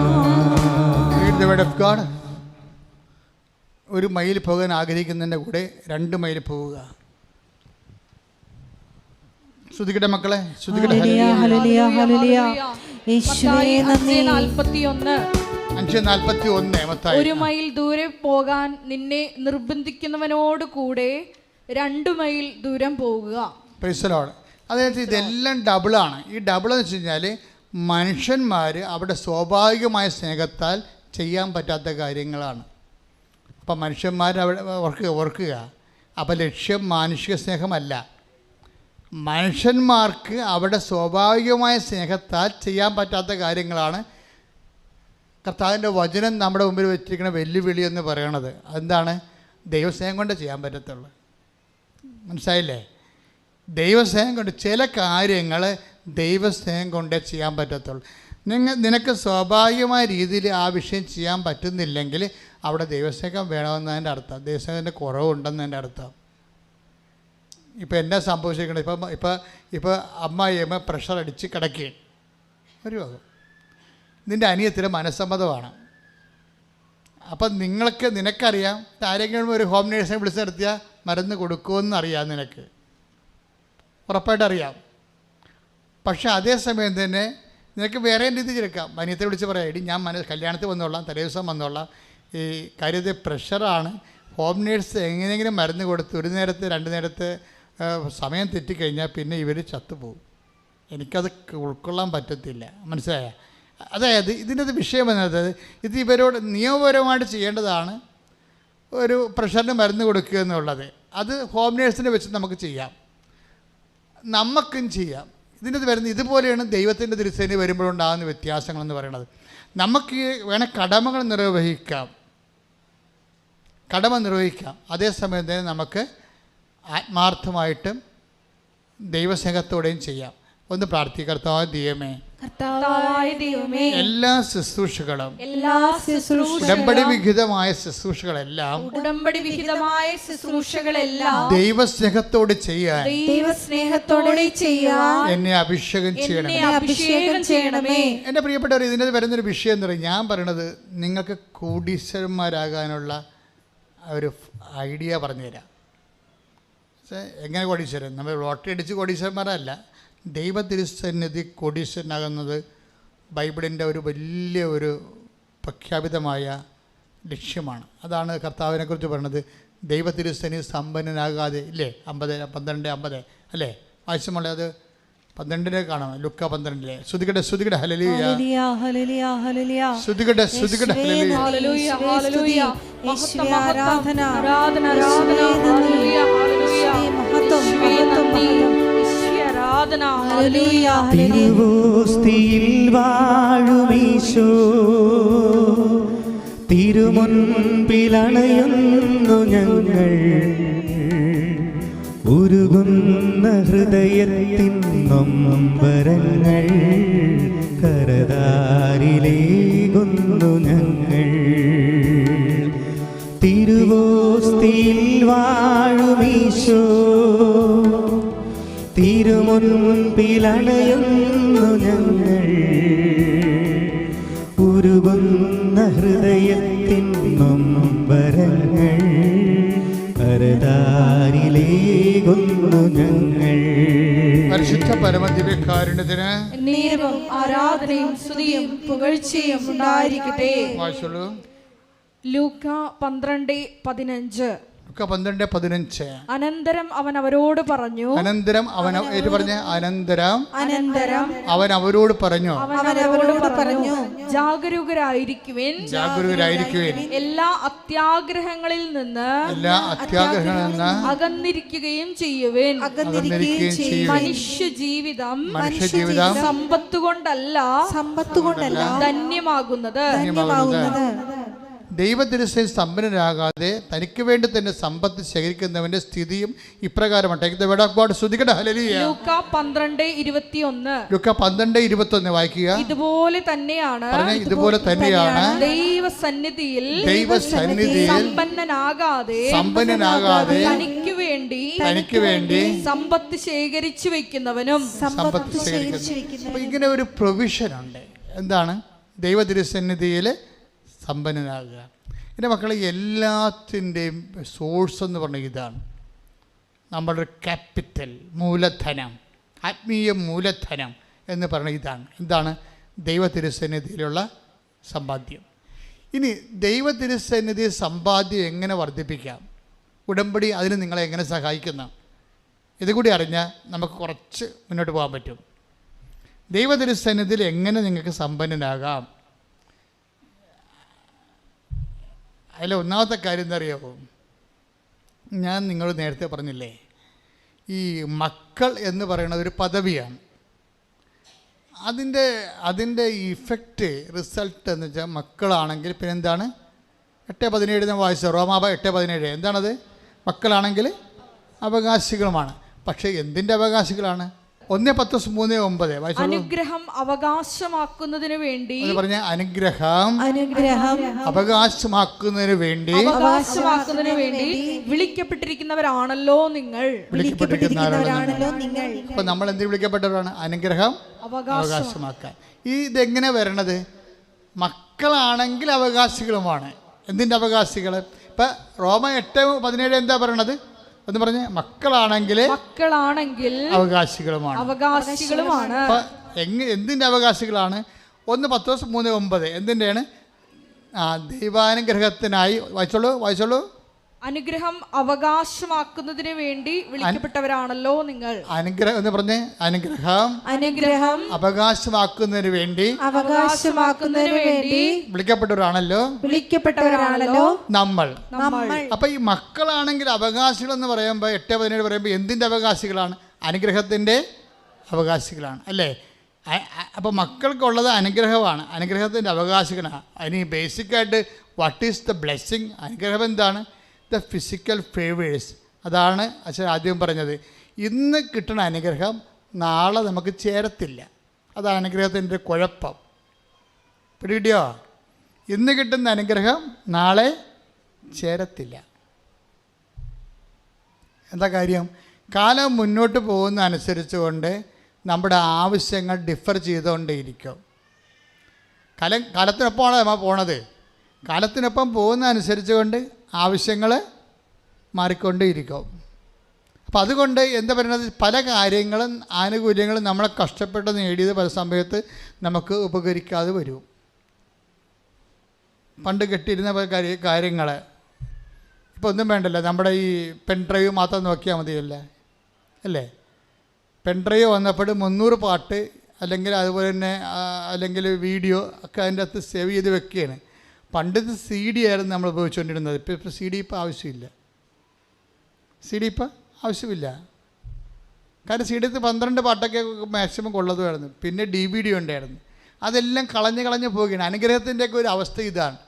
ഒരു ടൈമിലുള്ളത് നാളെ യോജിക്കത്തില്ല.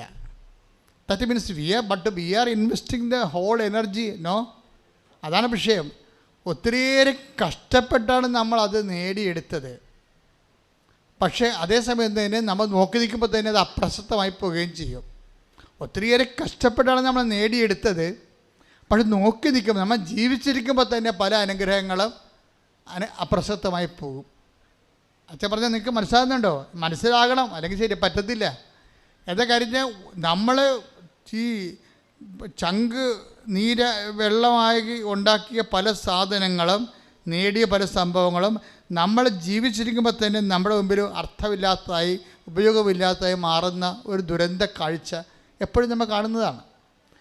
അതുകൊണ്ട് എന്ത് സംഭവിച്ചിരിക്കണമെന്ന് വെച്ച് കഴിഞ്ഞാൽ അതുകൊണ്ടാണ് ഞാൻ പറഞ്ഞത്, നിങ്ങൾ ഇത്രയും എനർജി ഇതിനകത്ത് ഇൻവെസ്റ്റ് ചെയ്യരുതെന്ന് പറയാൻ കാര്യം അതാണ്. ഈ ജീവിതകാലം മുഴുവൻ അനുഗ്രഹത്തിൻ്റെ പുറകെ തന്നെ നടന്ന് എനർജി ഇൻവെസ്റ്റ് ചെയ്താൽ അവസാനം നേടിയതെല്ലാം പിന്നെ കർത്താവ് ചോദിക്കുന്ന ചോദ്യമുണ്ട്, ആരുടേതാകുമെന്ന്. Take the word of God. ശ്രുതികട ഹല്ലേലൂയ. യേശുവേ സ്തോത്രം. നേടിയതെല്ലാം ആരുടേതാകും? ശ്രുതികട ഹല്ലേലൂയ. ശ്രുതികട ശ്രുതികട ശ്രുതികട ഹല്ലേലൂയ.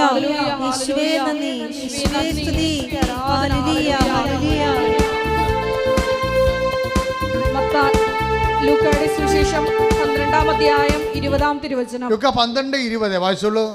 എന്നാൽ ദൈവം അവനോട് പറഞ്ഞു.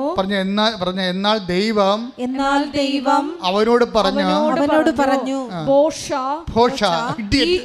ഈ രാത്രി നിന്റെ ആത്മാവിനെ നിന്നിൽ നിന്ന് ആവശ്യപ്പെടും. അപ്പോൾ നീ ഒരുക്കി വെച്ചിരിക്കുന്നവ ആരുടേതാകും? ബ്ലെസ്സിങ്സിന്റെ അവസാനം കണ്ട, നമ്മൾ പറയുന്ന ബ്ലെസ്സിങ്സിന്റെ അവസാനം കണ്ട. മക്കളാണെങ്കിൽ അവകാശികളുമാണ്. ഇപ്പോൾ 8:17 മക്കളാണെങ്കിൽ അവകാശികളുമാണ്. എന്തിൻ്റെ അവകാശികൾ? 1 Petrus 3:9 എന്താണ്? അനുഗ്രഹം അവകാശമാക്കാൻ വിളിക്കപ്പെട്ടവരാണ് നമ്മൾ. അനുഗ്രഹത്തിൻ്റെ അവകാശികളാണ്. അനുഗ്രഹത്തിൻ്റെ അവകാശികളുടെ അവസ്ഥ എന്താണ്? ഒറ്റ രാത്രി കൊണ്ട് നീ ഒരുക്കി വെച്ചിരിക്കണൊക്കെ ആരുടേതാകുമെന്ന് നിങ്ങളെ എന്ത് തലകുത്തി മറിഞ്ഞാലും ഇത് അന്യാധീനപ്പെടാൻ പോവുകയാണ്. എന്താ പ്രശ്നം വെച്ചാൽ, നമ്മളെന്ത് തലകുത്തി മറിഞ്ഞാലും ചക്രശ്വാസം വരച്ചുണ്ടാക്കിയാലും ഈ സംഭവം നേടിയ സാധനം ആരുടേതാകും എന്ന് വെച്ച് കഴിഞ്ഞാൽ ആരുടെയെങ്കിലും ആകുമെന്നർത്ഥം. ആരുടേതാകും.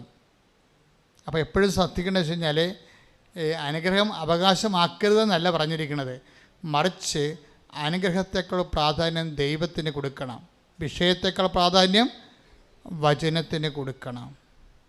വിഷയത്തേക്കാൾ പ്രാധാന്യം വചനത്തിന് കൊടുത്താണ് മറിയത്തിൻ്റെ വിജയം എന്ന് പറയണത്. മറിയത്തിൻ്റെ വിജയം നമ്മൾ അവസാനത്തേക്ക് പ്രവേശിക്കുകയാണ്.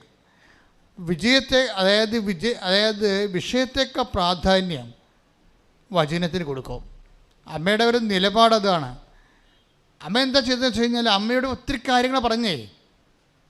മാലാഖ മംഗളവാർത്ത സമയത്ത് ഒത്തിരി കാര്യം പറഞ്ഞില്ലേ? എന്തൊക്കെയാണ് പറഞ്ഞത്? യാക്കോബിൻ്റെ ഗോത്രത്തിൽ അവൻ എന്നേക്കും വലിയവനായിരിക്കും, ദാവീദിന്റെ സിംഹാസനം. Take the word of God. ശ്രുതികട ഹല്ലേലൂയ. ഹല്ലേലൂയ ഹല്ലേലൂയ ഹല്ലേലൂയ ഹല്ലേലൂയ ഹല്ലേലൂയ. മഹത്വം മഹത്വം. ലൂക്ക 1:32-33 ശ്രുതികട ഹല്ലേലൂയ. യേശുവേ നന്ദി, യേശുവേ നന്ദി. ലൂക്ക 1:32-33 വായിക്കട്ടെ. ശ്രുതികട ഹല്ലേലൂയ. 1:32-33. അവൻ വലിയവനായിരിക്കും. ഒന്ന് പറഞ്ഞ അവൻ വലിയവനായിരിക്കും. പറഞ്ഞേ, അവൻ വലിയവനായിരിക്കും. അത്യുന്നതന്റെ പുത്രൻ എന്ന് വിളിക്കപ്പെടും. അത്യുന്നതന്റെ പുത്രൻ എന്ന് വിളിക്കപ്പെടും. അവന്റെ പിതാവായ ദാവീദിന്റെ സിംഹാസനം ദൈവമായ കർത്താവ് അവന് കൊടുക്കും. യാക്കോബിന്റെ ഭവനത്തിന്മേൽ അവൻ എന്നേക്കും ഭരണം നടത്തും. അവന്റെ രാജ്യത്തിന് അവസാനമുണ്ടാകുകയില്ല. ഇതാണ് വചനം അല്ലേ? ഇതാണ് മറിയത്തിന് കൊടുത്ത വചനം. ഈ വചനത്തിൽ പക്ഷേ മറിയത്തിന് സംഭവിക്കണത് എന്താണ്? അവൻ വലിയവനായിരിക്കും, യാക്കോബിൻ്റെ ഗോത്രം വലിയവനായിരിക്കും, ദാവീദിന് സിംഹാസനമൊക്കെ കൊടുക്കുമെന്ന് പറഞ്ഞെങ്കിലും നമ്മുടെ വചനം മാംസമാകുമ്പോഴേ പ്രഥമ ദൃഷ്ടിയ ഫസ്റ്റ് എക്സ്പീരിയൻസ് എന്താണ്? യാക്കോബും ഇല്ല, ദാവീദും ഇല്ല, ആരുമില്ല. പിന്നെ എന്ത് പറ്റണത്? പ്രസവിക്കാൻ ഇടവും ഇല്ല, വീടും ഇല്ല, ഒന്നുമില്ല. പിന്നെ എന്താണ്? ഒരു ഇറയം പോലും ഇല്ല. ഇങ്ങനെ സ്റ്റാറ്റസ് ഇങ്ങനെ ചേഞ്ച് ചെയ്ത് വരാൻ കണ്ടില്ലേ? ഞാൻ എപ്പോഴും നിങ്ങളോട് പറയും, അനുഗ്രഹം തരുമ്പോൾ സ്റ്റാറ്റസ് ഉയർത്തിക്കൊണ്ട് തരും, കൃപ തരുമ്പോൾ സ്റ്റാറ്റസ് ഡീപ്രമോട്ട് ചെയ്യും. ഇതിൻ്റെ ഈ രണ്ട് വ്യത്യാസമുണ്ട്. നിൻ്റെ സ്റ്റാറ്റസ് ഡീപ്രമോട്ട് ചെയ്യുന്നെന്ന് പറയുമ്പോൾ പെട്ടെന്ന് നീ അക്കൗണ്ട് കർത്താവിൻ്റെ അക്കൗണ്ടൊക്കെ കയറ്റിയിട്ടേക്കണം. അത് നിൻ്റെ അക്കൗണ്ടിൽ കൊണ്ടുവെക്കുമ്പോൾ നിനക്ക് തലവേദന നെഞ്ചരിച്ചാലും ചിലപ്പോൾ അറ്റാക്ക് വരെ ഉണ്ടാവും. ഇത് അക്കൗണ്ടിങ്ങിൻ്റെ പ്രോബ്ലമാണിത്. അതായത് നിനക്ക് സ്റ്റാറ്റസ് ഡീപ്രമോട്ട് ചെയ്യുന്നു വിചാരിച്ചോ. ഇപ്പോൾ ഒരു ചില ആളൊരു വണ്ടി ജപ്തി കൊണ്ടുവന്ന് ജപ്തി പേപ്പർ കൊണ്ടുവന്ന് വാതിൽ ഒട്ടിച്ച് വെക്കത്തില്ലേ? അപ്പോൾ അവരുടെ തഹസിൽദാറിൻ്റെ അല്ലെങ്കിൽ വില്ലേജ് ഓഫീസറിൻ്റെ ബാങ്ക് മാനേജറിൻ്റെ വണ്ടി കിടക്കുമ്പോൾ ആൾക്കാർ അവർ പകൽ വന്നിടുമ്പോൾ എന്തിനാണ് വണ്ടി വന്നത് നമ്മൾ മിണ്ടത്തില്ല. ഇത് അയാൾ ഇപ്പോൾ ജെട്ടി നോട്ടിച്ച് ഒട്ടിക്കാൻ വന്നാണേ.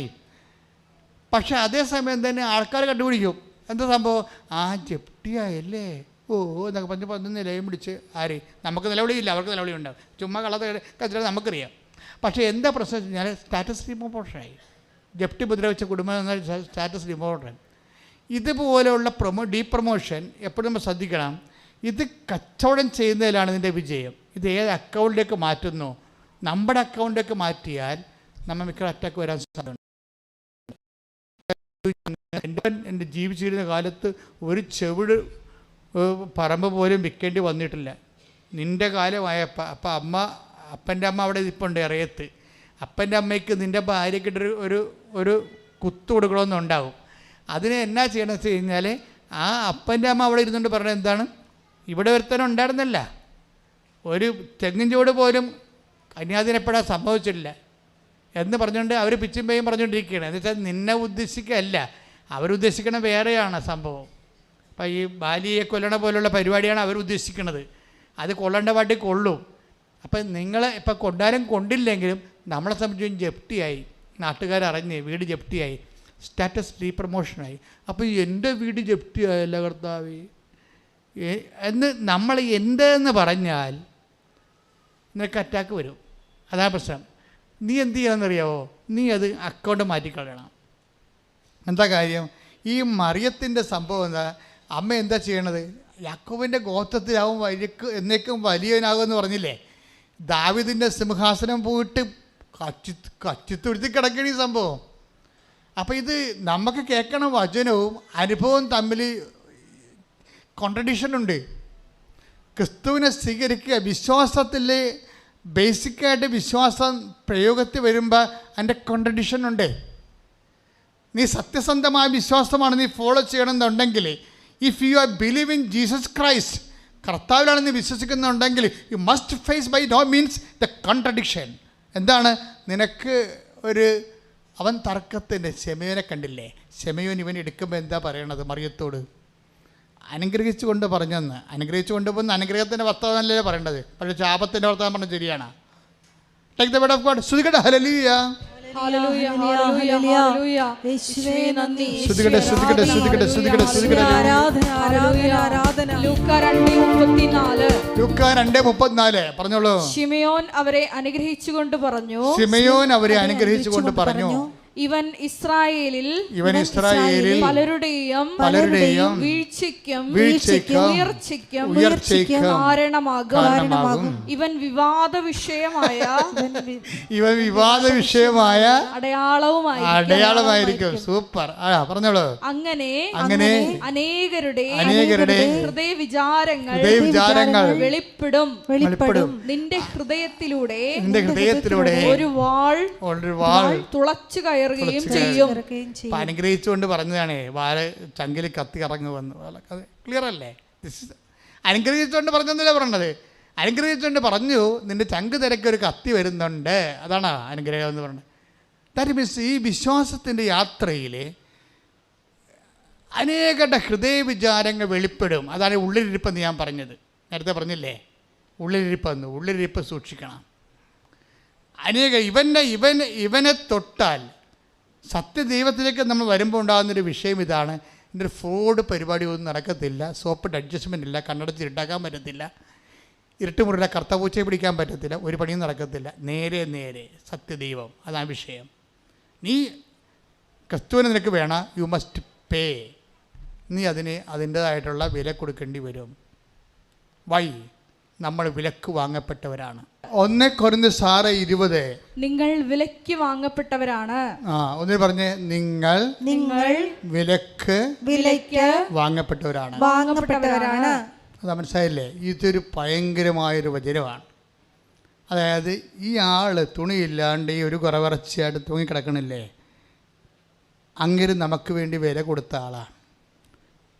അപ്പൻ അത് കാരണം അങ്ങയുടെ വില തിരിച്ചു കൊടുക്കാതെ അങ്ങനെ നമുക്ക് കിട്ടത്തില്ല.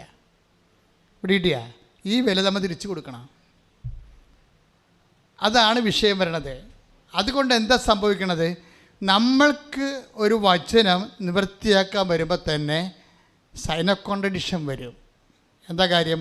ഒരു വചനം നമ്മൾ എക്സിക്യൂട്ട് ചെയ്യുമ്പോൾ ആദ്യകാലങ്ങളിൽ അത് വർക്കൗട്ട് ചെയ്യത്തില്ല. അപ്പോൾ പറയും എൻ്റെ പേയ്മെൻറ്റ് വെക്കാൻ പറയും. ഈസി അല്ല പേയ്മെൻറ്റ് വെക്കാൻ. കാര്യം നമ്മൾ വിലക്ക് വാങ്ങപ്പെട്ടവരാണ്. 1 കൊരിന്ത്യർ 1:20. അപ്പോൾ ആ വചനം വരുമ്പോൾ തന്നെ നമ്മളെ സംബന്ധിച്ചിടത്തോളം അത് കൃപയായി കൺവേർട്ട് ചെയ്യുന്നതിന് മുമ്പ് നമ്മളോട് പറയും പേയ്മെൻറ്റ് വെക്കാൻ പറയും. എന്ന് വെച്ച് കഴിഞ്ഞാൽ എന്താ കാര്യം? എന്താ പേയ്മെൻറ്റ്? അതിൻ്റെ പേയ്മെൻറ്റ് എന്താ പറയണത്? നമ്മളുടെ വിശ്വാസവും വചനവും നമുക്കുണ്ടാകുന്ന അനുഭവങ്ങളും തമ്മിൽ ചില സമയത്ത് ടാലി ആകത്തില്ല. മനസ്സിലായി? ഇത് എൻ്റെ മക്കൾ, നിങ്ങൾ സത്യദൈവത്തെയാണ് ഫോളോ ചെയ്യണമെന്നുണ്ടെങ്കിൽ യു മസ്റ്റ് ഹിയർ ഇറ്റ്. നിങ്ങളത് കേൾക്കണം. എന്താ കാര്യം വെച്ച് കഴിഞ്ഞാൽ അതായത് നമ്മൾ കേൾക്കുന്ന വചനത്തിന് ഘടകവിരുദ്ധമായ അനുഭവമാണ് ഫസ്റ്റ് ടൈമിൽ നമുക്ക് കിട്ടണത്. ഇപ്പം അമ്മയോട് എന്താ പറഞ്ഞത്? അവൻ യാക്കോബിൻ്റെ ഗോത്രത്തിൽ വലിയവനായിരിക്കും, ദാവീദിൻ്റെ സിംഹാസനം നൽകുമെന്ന് പറഞ്ഞെങ്കിലും അവൻ അനുഭവിക്കണത് എന്താണ്? ഒരു വീട് പെറ്റുകിടക്കാൻ വേണ്ടി ഒരു ഇറയം പോലും കിട്ടാത്ത അവസ്ഥയാണ് ഉള്ളത്. അപ്പം ഇങ്ങനെയാണെങ്കിലും കുറച്ച് കഴിയുമ്പോൾ രാത്രിയാകുമ്പോൾ ബന്ധുക്കളില്ല, സ്വന്തപ്പെട്ടവരില്ല, ആരുമില്ല, എല്ലാവരും ഒറ്റപ്പെടുത്തി പ്രാകൃതരായ കുറേ മനുഷ്യർ എന്നെ കാണാൻ ഇടിച്ചതില്ലേ. അവരിപ്പോഴാന്ന് ഇങ്ങനെ ഇരുട്ടത്ത് സ്വരം കേൾക്കുമ്പോൾ മറിയോ ഇങ്ങനെ വെട്ടിച്ച് നോക്കുന്നുണ്ട്, ആരാണ് ഈ രാത്രി അവൻ. അപ്പോൾ കുറേ പ്രാകൃതം പിടിച്ച മനുഷ്യർ ഇടയന്മാരാ ഇരുട്ടത്ത് നിൽക്കുകയാണ്. അവന്മാരെന്തൊക്കെ തമ്മിൽ പറ്റും പറയാനുണ്ട്. അവർ പറയണത് നമ്മളോട് പറഞ്ഞത് തന്നെയാണ്. ഈ കുഞ്ഞിനെ കാണുമ്പോൾ തോന്നണത് അത് പിള്ളക്കച്ച് പൊതിഞ്ഞ് കിടക്കുകയാണെന്നൊക്കെ പറയുമ്പോഴും അവർ കണ്ടിട്ട് അവർ പോകും. പക്ഷെ മറിയത്തിന് അതൊരു സൂചനയാണ്. എന്താണ്? മറിയം ആ വിഷയത്തെ എടുക്കണത് എങ്ങനെയാണ്? പെറ്റതറിയാൻ വേണ്ടി ആദ്യം വരുന്നതാണ്. സ്വന്തം ബന്ധുക്കളൊന്നും അല്ലേ വന്നിരിക്കണതേ, നാട്ടുകാർ പോലും അല്ലേ, ഒരു പരിചയമില്ലാത്ത ആൾക്കാരാണ് വന്നിരിക്കുന്നത്. അപ്പോൾ ഇതൊക്കെയാണ് മറിയത്തിൻ്റെ അനുഭവങ്ങൾ. മറിയത്തിൻ്റെ ഈ അനുഭവത്തെ അമ്മ എന്ത് ചെയ്യണതാണ്? അമ്മ ഇതിൻ്റെ തർക്ക വിഷയമാക്കുന്നില്ല.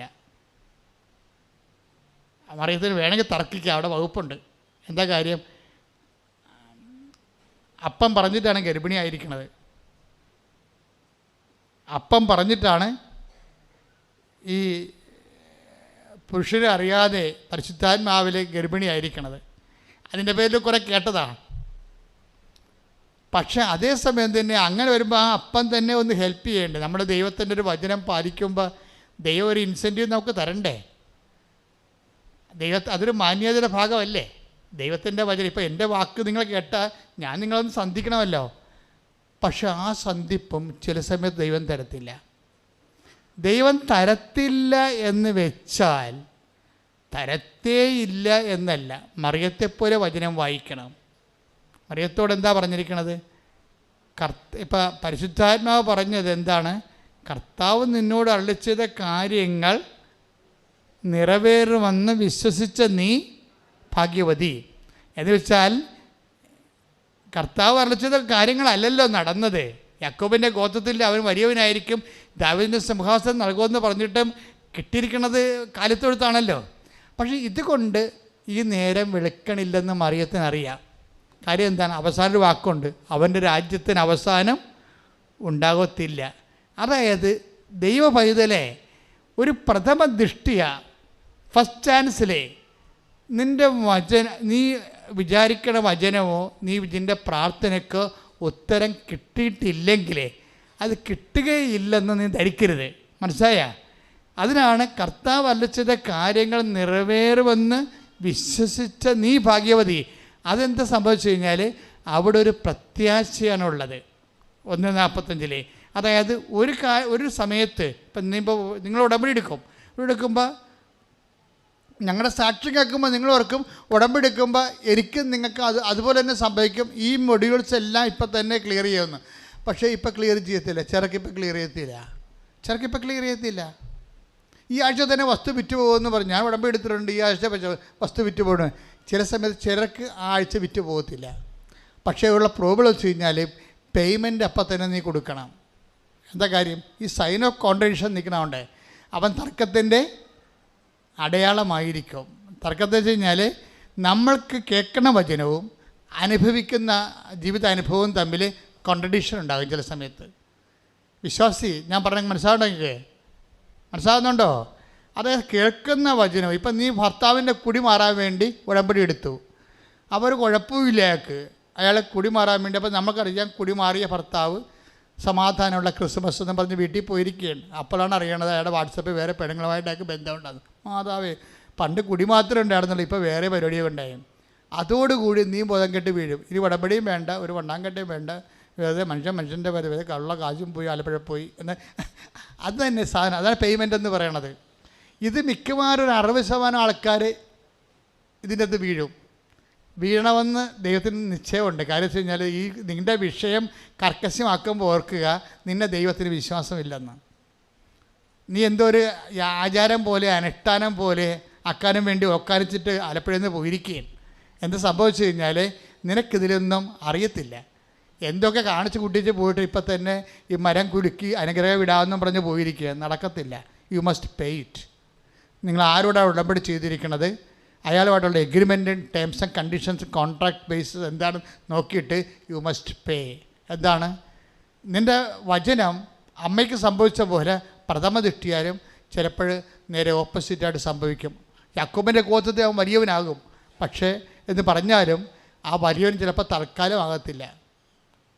മനസ്സിലായില്ലേ? പക്ഷെ അപ്പോൾ വെയിറ്റ് ചെയ്യണം. നമ്മളിതിൻ്റെ ഇടയ്ക്ക് ബ്രാൻഡഡ് ആകരുത്.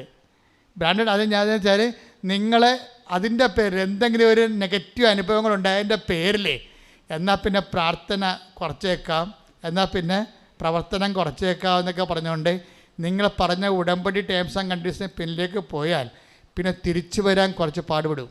എന്താ കാര്യം? ദൈവം നിങ്ങളെ അവിശ്വസ്തര ഗണത്തിൽ പെടുത്തിപ്പോയി, ലിസ്റ്റായിപ്പോയി. അതാണ് പ്രശ്നം.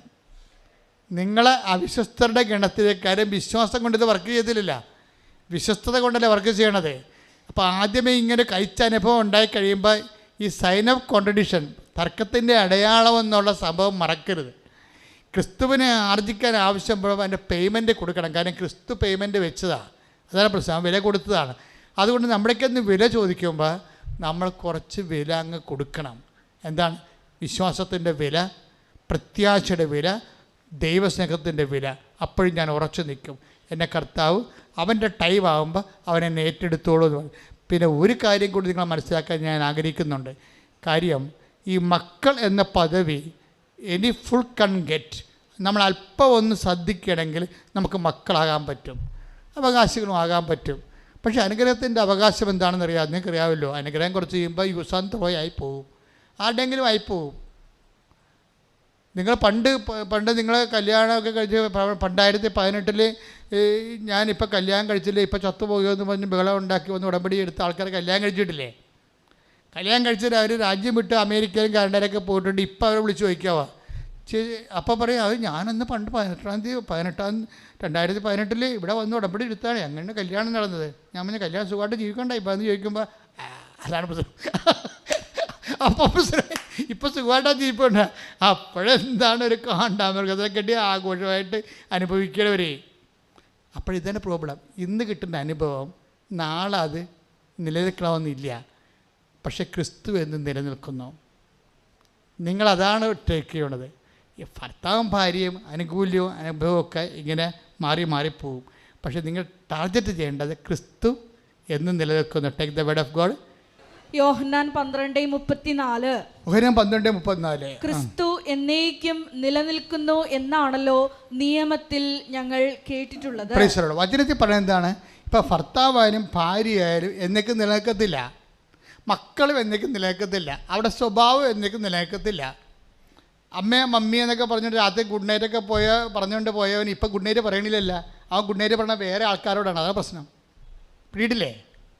സമയം പിടികിട്ടിയ മമ്മി ഗുഡ് നൈറ്റ് എന്നൊക്കെ പറഞ്ഞാണല്ലോ ഇവിടുന്ന് പോയത്. ആ ഒരു ദിവസമൊക്കെ ഇങ്ങോട്ട് മമ്മിയുടെ 2 ആഴ്ചയൊക്കെ വിളിച്ച് പറയാമായിരുന്നു, മമ്മി സുഖമാണ്, ഉറങ്ങിയത്, ഉണഴിച്ചാന്നൊക്കെ നിങ്ങൾ ചോദിക്കുമ്പോൾ അവസാനം കിസ്സി മമ്മി ഗുഡ് നൈറ്റ് എന്നൊക്കെ പറഞ്ഞിട്ട് പോകും. ഇപ്പം അവൻ നമുക്ക് ഗുഡ് നൈറ്റ് പറയണില്ല, അവൻ കിസ് ഉമ്മ ഗുഡ് നൈറ്റ് കൊടുക്കണ വേറെ അക്കൗണ്ടിലാണ്. അതാണ് പ്രശ്നം. എന്നേക്ക് നിലനിൽക്കത്തില്ല. നിങ്ങൾ തലമറന്ന് എണ്ണ തേക്കരുത്. മക്കളെ കാണുമ്പോൾ ദൈവത്തെ മറക്കരുത്. അതാണ് ക്രിസ്തു. അത് 12:34 ക്രിസ്തു എന്നേക്ക് നിലനിൽക്കുന്നു. ദാറ്റ് മീൻസ് എൻ്റെ അർത്ഥം എന്താണ്? Shadow word. What is a shadow word? ബാക്കി ഒരു സംഭവവും ആരാണെന്ന് പറഞ്ഞാലും എന്നേക്ക് നിലനിൽക്കത്തില്ല. Including your wife, your son, your daughter, your husband, anybody എന്നേക്ക് നിലനിൽക്കുന്നില്ല. ദാറ്റ് മീൻസ് നിങ്ങൾ ആരിലാണ് ആശ്രയം വെക്കേണ്ടത്? ക്രിസ്തുവിലെ. അതുകൊണ്ട് ക്രിസ്തുവിൽ ആശ്രയം വെക്കുന്നവരെന്ത് ചെയ്യും? എന്തെങ്കിലും കാര്യത്തിൽ ഒരു ചെറിയ വിരോധാഭാസം കണ്ടാൽ, ഒരു തർക്കമായിട്ട് കണ്ടാൽ, അനുഭവം കേൾക്കുന്ന വചനവും അനുഭവിക്കുന്ന വിഷയവും തമ്മിൽ വാളും പരിചയമായിട്ട് ഓങ്ങി നിന്ന് നമുക്കത് മനസ്സിലാകാത്ത അവസ്ഥ വന്നാൽ വചനത്തിൽ തന്നെ ശ്രദ്ധിച്ചുകൊണ്ട് ഹൃദയത്തെ സംഗ്രഹിച്ച് കളയും. ആര്? മറിയം. പിടിയിടിയ? ഇവിടെയാണ് പ്രശ്നം. ഇതാണ് മറിയത്തിൻ്റെ ക്രിസ്മസ് എന്ന് പറയണത്. എന്ന് വെച്ച് കഴിഞ്ഞാൽ വചനത്തിൻ്റെ ഒപ്പം നൽകിയിട്ടുള്ള വാഗ്ദാനങ്ങൾ പ്രഥമ ദൃഷ്ടിയ നിറവേറണില്ല എന്ന് പറയുമ്പോഴും അതിന് ഘടകവിരുദ്ധമായി സംഭവിച്ച് തർക്കത്തിൻ്റെ അടയാളമായ അവനെ ഗർഭം ധരിച്ച് അവനെ പ്രസവിച്ച് ഒരമ്മയായി മാറുമ്പോഴും അവിടെ മുമ്പിലുള്ള സംഭവം എന്താണ്? നിന്നോട് പറഞ്ഞിരിക്കുന്ന ഓരോ വചനങ്ങളും, ഉടമ്പടിയിൽ നീ വെച്ചിരിക്കുന്ന ഓരോ വിഷയങ്ങളും നടക്കും. അല്പം പോലും നടക്കാതിരിക്കത്തില്ല. പക്ഷേ പേയ്മെൻറ്റ് കാലം ശ്രദ്ധിക്കണം. വില കൊടുക്കുന്ന സമയമില്ലേ? വിശ്വാസത്തിന് വില കൊടുക്കണം, പ്രത്യാശയുടെ വില കൊടുക്കണം, പിന്നെ ദൈവസ്നേഹത്തിൻ്റെ വില കൊടുക്കണം. പിന്നെ ഒരു കാര്യം കൂടി, ഈ ഹൃദയത്തെ സംഗ്രഹിക്കുമ്പോൾ അമ്മ ചെയ്യുന്നൊരു കാര്യമുണ്ട്. എന്താണ്? മക്കളുടെ റാങ്കിൽ നിന്ന് മാറിയിട്ട് ദാസിയായിട്ട് അങ്ങോട്ട് കൺവേർട്ട് ചെയ്യപ്പെടും. മക്കളെന്ന് പറഞ്ഞു കഴിഞ്ഞാൽ ഒരു റാങ്കാണ്. അതിൻ്റെ അപ്പുറത്തൊരു റാങ്കുണ്ട്, ദാസി, സെർവൻറ്റ്. അമ്മയും ഈശോയും ഒക്കെ എക്കാലങ്ങളിൽ നടന്നിട്ടുള്ളത് ഈ റാങ്കിലാണ് അവർ നിൽക്കുന്നത്, സെർവൻറ്റ് റാങ്കിലാണ്. ഇവരെങ്ങനെയാണ് സെർവൻ്റ് ആയെന്ന് ചോദിച്ചു കഴിഞ്ഞാൽ ഈ ഹൃദയത്തെ സംഗ്രഹിക്കുന്നതിന്, അതായത് നമ്മൾ ചോദിക്കുന്ന ചില കാര്യങ്ങൾ നമ്മൾ പറയുന്ന അതേ നിറത്തിലും ഗുണത്തിലും വണ്ണത്തിലും ലഭിച്ചില്ലെങ്കിൽ, ചിലപ്പോൾ അക്കാര്യം അതേപടി നടന്നില്ലെങ്കിലും നമ്മൾ ദൈവത്തിൽ വിശ്വസിച്ച് മുമ്പത്തെക്കാൾ ദൈവത്തിൽ കൃപയിൽ വിശ്വാസത്തിൻ്റെ ജീവിതം നമ്മൾ നയിക്കുമ്പോൾ നമ്മൾ സെർവൻ്റായി മാറുകയാണ്. പിടികിട്ടിയ? എപ്പോഴാണ് സെർവൻ്റ് ആകണമെന്ന് മനസ്സിലായില്ലേ? ഇപ്പം സെർവൻറ്റിനെ സംബന്ധിച്ചിടത്തോളം, അതായത് നമ്മൾ വിചാരിക്കുന്ന കാര്യങ്ങൾ അതിൻ്റെ ഗുണത്തിലും നിറത്തിലും വണ്ണത്തിലും എണ്ണത്തിലും നടക്കാതിരിക്കുകയും അതിന് ഘടകവിരുദ്ധമായ സംഭവങ്ങൾ നടക്കുകയും ചെയ്യുമ്പോഴും നമ്മൾ ദൈവത്തെ വിശ്വസിച്ചും സ്നേഹിച്ചും അതേ തന്നെ പ്രത്യാശിച്ചും പോകുമ്പോൾ നമ്മൾ കൈവരിക്കുന്നൊരു നിലപാടിൻ്റെ പേരാണ് സമർപ്പണം. ഈ സമർപ്പണമാണ് സെർവൻ്റ് ആക്കണത്. പിടിയ? അതായത് ചില കാര്യങ്ങൾ നമ്മൾ ദൈവത്തിന് സമർപ്പിക്കാൻ വേണ്ടിയുള്ളതാണ്. ഈ സമർപ്പണമാണ് നമ്മളെ സ്വത്തുകാരാക്കി മാറ്റണത്. ദൈവതിരുസന്നിധി സമ്പന്നനാകാരണമെന്ന് പറഞ്ഞില്ലേ? അത് ഈ സമർപ്പണത്തിലൂടെയാണ്. എൻ്റെ ദൈവബദലേ, നീ ഇത്രയും നാൾ 10, 20 തൊട്ട് 60, 70 വയസ്സ് വരെ ദൈവത്തിനെ കൂടെ നടന്നില്ലേ? നിനക്ക് വല്ല സമ്പത്തും ഉണ്ടോ? ദൈവത്തിൻ്റെ തിരുസന്നിധി എന്തെങ്കിലും സമ്പത്തുണ്ടെങ്കിൽ അത് നിൻ്റെ നടക്കാത്ത പ്രാർത്ഥനകളുടെ ഉത്തരം മാത്രമായിരിക്കും. നമ്മുടെ സമ്പത്തെന്ന് പറഞ്ഞാൽ എന്താണ്? നമ്മൾ ഇന്ന് വരെ ന്യായമായിട്ട് ദൈവം നമുക്ക് ചെയ്തു തരേണ്ട കാര്യങ്ങൾ നമുക്ക് ചെയ്തു തരാത്തപ്പോഴും ദൈവത്തിലുള്ള വിശ്വാസം അതേപടി നിലനിർത്തിക്കൊണ്ട് അവിടുത്തെ സ്നേഹത്തിൽ പൊരിഞ്ഞ് അവന് വേണ്ടി സുവിശേഷത്തിന് സാക്ഷ്യമാകുമ്പോൾ you will be a servant. അതാണ്, ഇതാ ഞാൻ തിരഞ്ഞെടുത്ത എൻ്റെ ദാസൻ, എൻ്റെ ആത്മാവ് പ്രസാദിച്ച എൻ്റെ പ്രിയപ്പെട്ടവൻ. അപ്പോൾ അനുഗ്രഹമല്ല, പ്രസാദമാണ് കിട്ടുന്നത്, കൃപ. കൃപയുടെ വഴി അതാണ്. കൃപയുടെ വഴി അതാണ്. കൃപ പലപ്പോഴും നമുക്ക് ലഭിക്കണത് നമ്മൾ പ്രതീക്ഷിച്ച അതേ അനുഗ്രഹം അതേ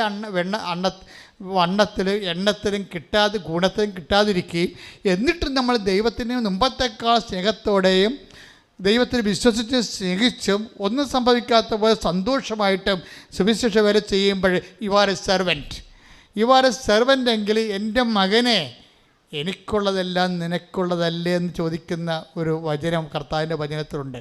ആരോട് ചോദിക്കണത്? മൂത്ത മകനോട് ചോദിക്കണതാണ്. എന്താ പ്രശ്നം? അവൻ ചോദിച്ചൊരു ആടിനെ കൂട്ടുകാരുമായിട്ട് ഉല്ലസിക്കാൻ വേണ്ടി, അത് കൊടുത്തില്ല. പക്ഷേ ഇളയ മകന് അവനെല്ലാം നശിപ്പിച്ചിട്ട് പിന്നെ അവന് കൊടുത്തു. ഈ അനീതി എന്താണെന്ന് ചോദിച്ചപ്പോൾ അപ്പൻ അവനെ കോരിപ്പിടിച്ച് പറഞ്ഞ വർത്തമാനമാണത്. എന്താണ്? എൻ്റെ മകനെ എനിക്കുള്ളതെല്ലാം നിനക്കുള്ളതല്ലേ, നിത്യത വരെ. എൻ്റെ ദൈവമേ നമ്മൾക്ക് കേൾക്കപ്പെടാത്ത ചില പ്രാർത്ഥനകളില്ലേ, അതെല്ലാം നമ്മളെ ഉദ്ദേശിക്കുന്നത് നിത്യതയാണ്. അപ്പോൾ നീ പറയണം, ഞാനങ്ങനെ പറയണ ആളാണ്, കർത്താവേ ഇതെൻ്റെ നിത്യതയ്ക്കായി കാഴ്ചവെക്കുന്നു, അതുകൊണ്ട് എനിക്ക് നല്ല സ്വത്തുണ്ട്. നിങ്ങൾ പറയണ സ്വത്തല്ലെന്നേ ഉള്ളൂ, എനിക്ക് നല്ല സ്വത്തുണ്ട്. എത്ര കാലമായി കർത്താവിൻ്റെ കൂടെ. ഇതുപോലെ എന്തും മതം ഞാൻ പറഞ്ഞ പകുതി മുക്കാലും കർത്താവ് എനിക്ക് തന്നിട്ടില്ല. ഞാൻ ചോദിച്ചതെല്ലാം കർത്താവിന് വേണ്ടി തന്നെയായിരുന്നു, എനിക്ക് വേണ്ടി ഞാൻ എന്ത് ചോദിക്കാനാണ്? പക്ഷേ എന്നിട്ട് പോലും കർത്താവ് പല കാര്യങ്ങളും തന്നിട്ടില്ല. പക്ഷേ തരാത്ത എല്ലാ കാര്യങ്ങളും ഞാൻ എൻ്റെ നിത്യതയ്ക്ക് വേണ്ടി കാഴ്ചവെച്ചുകൊണ്ട് കർത്താവിൻ്റെ സെർവൻ്റാകാൻ വേണ്ടി എന്നെ കണക്കാക്കണമെന്ന് പ്രാർത്ഥിച്ചിട്ടുണ്ട്. അങ്ങനെയാണ് നമ്മൾ സ്വത്തുകാരായി മാറണത്. അമ്മയോട് പറഞ്ഞ വാക്കെല്ലാം ദൈവം പാലിച്ചിട്ടുണ്ട്. അപ്പം ഫസ്റ്റ് ടൈം അത് പാലിച്ചില്ലെങ്കിൽ നീ കൂടുതൽ പേയ്മെൻറ്റ് കൊടുത്താൽ മതി. കൂടുതൽ ദൈവത്തെ സ്നേഹിച്ച് കൂടുതൽ ദൈവത്തിൻ്റെ വേലകൾ ചെയ്ത് കൂടുതൽ സുവിശേഷ സാക്ഷ്യമായിട്ട് നീ മുന്നേറുമ്പോൾ നീ ബ്രാൻഡഡ് ആവും. ആരാണ്? മകളായിട്ടും മകനായിട്ടല്ല, പിന്നെന്താണ്? ദാസനായിട്ടും ദാസിയായിട്ടും. അപ്പോഴും നമുക്കും പറയാം ഇത് കർത്താവിൻ്റെ ദാസൻ ദാസി. അതാണ് ഇതിൻ്റെ ഉന്നതമായ സുവിശേഷ പദവി എന്ന് പറഞ്ഞ കൈയിടിച്ച് കർത്താവിനെ ശ്രുതികടെ ഹല്ലേലൂയ ശ്രുതികടെ ഹല്ലേലൂയ. കേൾക്കപ്പെടാത്ത പ്രാർത്ഥനകള് പരാതി കൂടാതെ ആരാധനയും സ്തുതിയും പുകഴ്ചയും ഉണ്ടായിരിക്കട്ടെ. എൻ്റെ മക്കളെ, രോഗസൗഖ്യത്തിൻ്റെ സമയമാണ്. രോഗമുള്ളിടത്ത് നിങ്ങളുടെ കൈകൾ വെക്കുക. ഉദരരോഗമുള്ളവർ ഉദരത്തിൽ കൈവെക്കുക.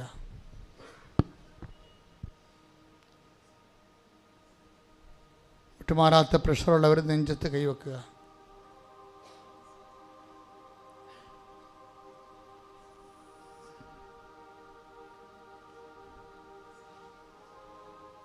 കണ്ണിന് കാഴ്ചക്കുറവ്, ചെവിക്ക് കേൾവിക്കുറവ്, സ്പോണ്ടിലോസിസിൻ്റെ അസുഖങ്ങൾ, തൈറോയ്ഡ് രോഗങ്ങൾ, ടോൺസിറ്റ് രോഗങ്ങളുള്ളവരെല്ലാം കഴുത്തിൽ കൈവെക്കുക.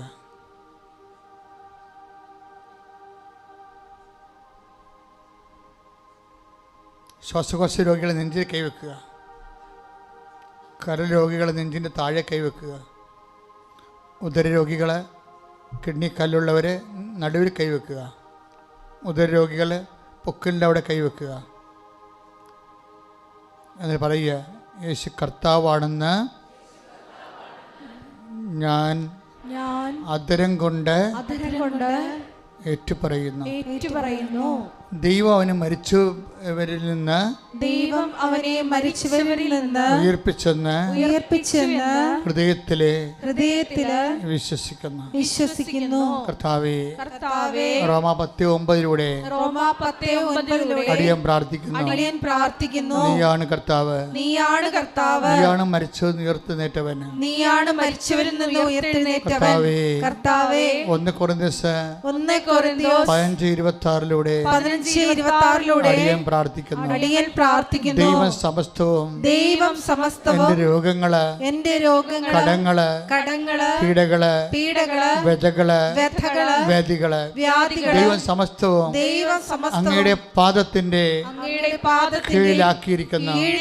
കർത്താവേ, ഞാൻ നിന്നിൽ വിശ്വസിക്കുമ്പോൾ, നിന്റെ നാമത്തിൽ വിശ്വസിക്കുമ്പോൾ എന്റെ വിശ്വാസത്താൽ ഞാൻ സമസ്തവും എന്റെ പാദത്തിന്റെ കീഴിലാക്കിക്കൊണ്ട് നിന്റെ നാഥനും രക്ഷകനും ഏറ്റുപറയുമ്പോൾ യേശുവിന്റെ നാമത്തിലെ നിന്റെ നാമത്തിലെ മാരകവേദികളും തീരാവ്യഥകളും യേശുവിന്റെ നാമത്തിലെ ഈ നിമിഷം മാറിപ്പോകട്ടെ. ശ്രദ്ധിക്കട്ടെ. ഞങ്ങളുടെ രോഗത്തെ ഏറ്റെടുത്തതിന് നന്ദി പറയുന്നു.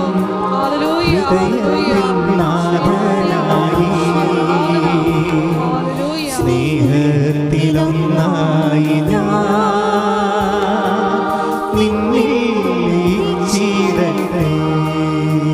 പരിശുദ്ധ പരമദിവ്യകാരുണ്യത്തിന് നേരവും ആരാധനയും സ്തുതിയും പുകഴ്ചയും ഉണ്ടായിരിക്കട്ടെ. അച്ഛനോട് ചേർന്ന് പ്രാർത്ഥിക്കർത്താവായ ദൈവമേ,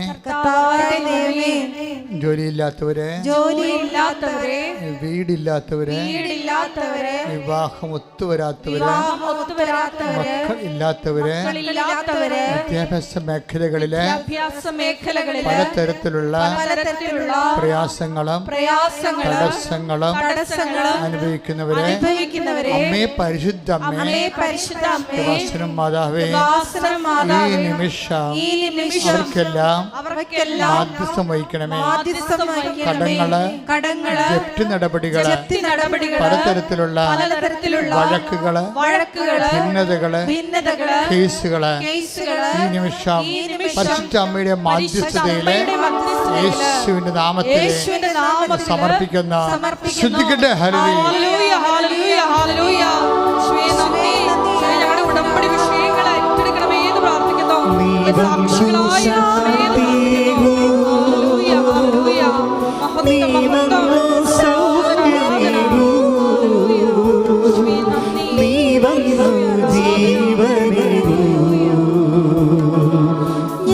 ഞങ്ങളിൽ വാസമാക്കൂ, നീ വന്നു ശാന്തിയൂ, നീ വന്നു സൗഖ്യമേകൂ, നീ വന്നു ജീവനേകൂ, ഞങ്ങളിൽ വാസമാക്കൂ. പരിശുദ്ധ പരമദിവ്യകാരുണ്യത്തിന് ആരാധനയും സ്തുതിയും പുകഴ്ചയും ഉണ്ടായിരിക്കട്ടെ. എൻ്റെ പ്രിയപ്പെട്ടവരെ, ഉടമ്പടി എടുത്ത ആൾക്കാരെ സമർപ്പിച്ചുകൊണ്ട് പ്രാർത്ഥിക്കാം. അതുപോലെ തന്നെ പലതരത്തിലുള്ള പ്രയാസങ്ങൾ അനുഭവിക്കുന്നവരുണ്ട്. അവരുടെ എല്ലാം വിഷമതകളെയും വേദനകളെയും കർത്തൃദിവസത്തിന് സമർപ്പിക്കേണ്ട സമയമാണിത്. കർത്താവിൻ്റെ വിശുദ്ധ പൗരോഹിത്യത്തെ മഹത്വപ്പെടുത്തണമെന്ന് പ്രാർത്ഥിക്കുന്നു. കർത്താവെ, സഭയിലുള്ള സാന്നിധ്യത്തെ പ്രകടമാക്കണമെന്ന് പ്രാർത്ഥിക്കുന്നു. പരീക്ഷയ്ക്ക് വേണ്ടി ഒരുങ്ങിയിരിക്കുന്ന ഓരോ തരം പരീക്ഷകൾക്ക് വേണ്ടി ഒരുങ്ങിയിരിക്കുന്ന മക്കളെ അങ്ങേക്ക് സമർപ്പിക്കുന്നു. പരീക്ഷ കഴിഞ്ഞവരെ, റിസൾട്ട് പ്രതീക്ഷിക്കുന്നവരെ സമർപ്പിച്ചുകൊണ്ട് പ്രാർത്ഥിക്കുന്നു.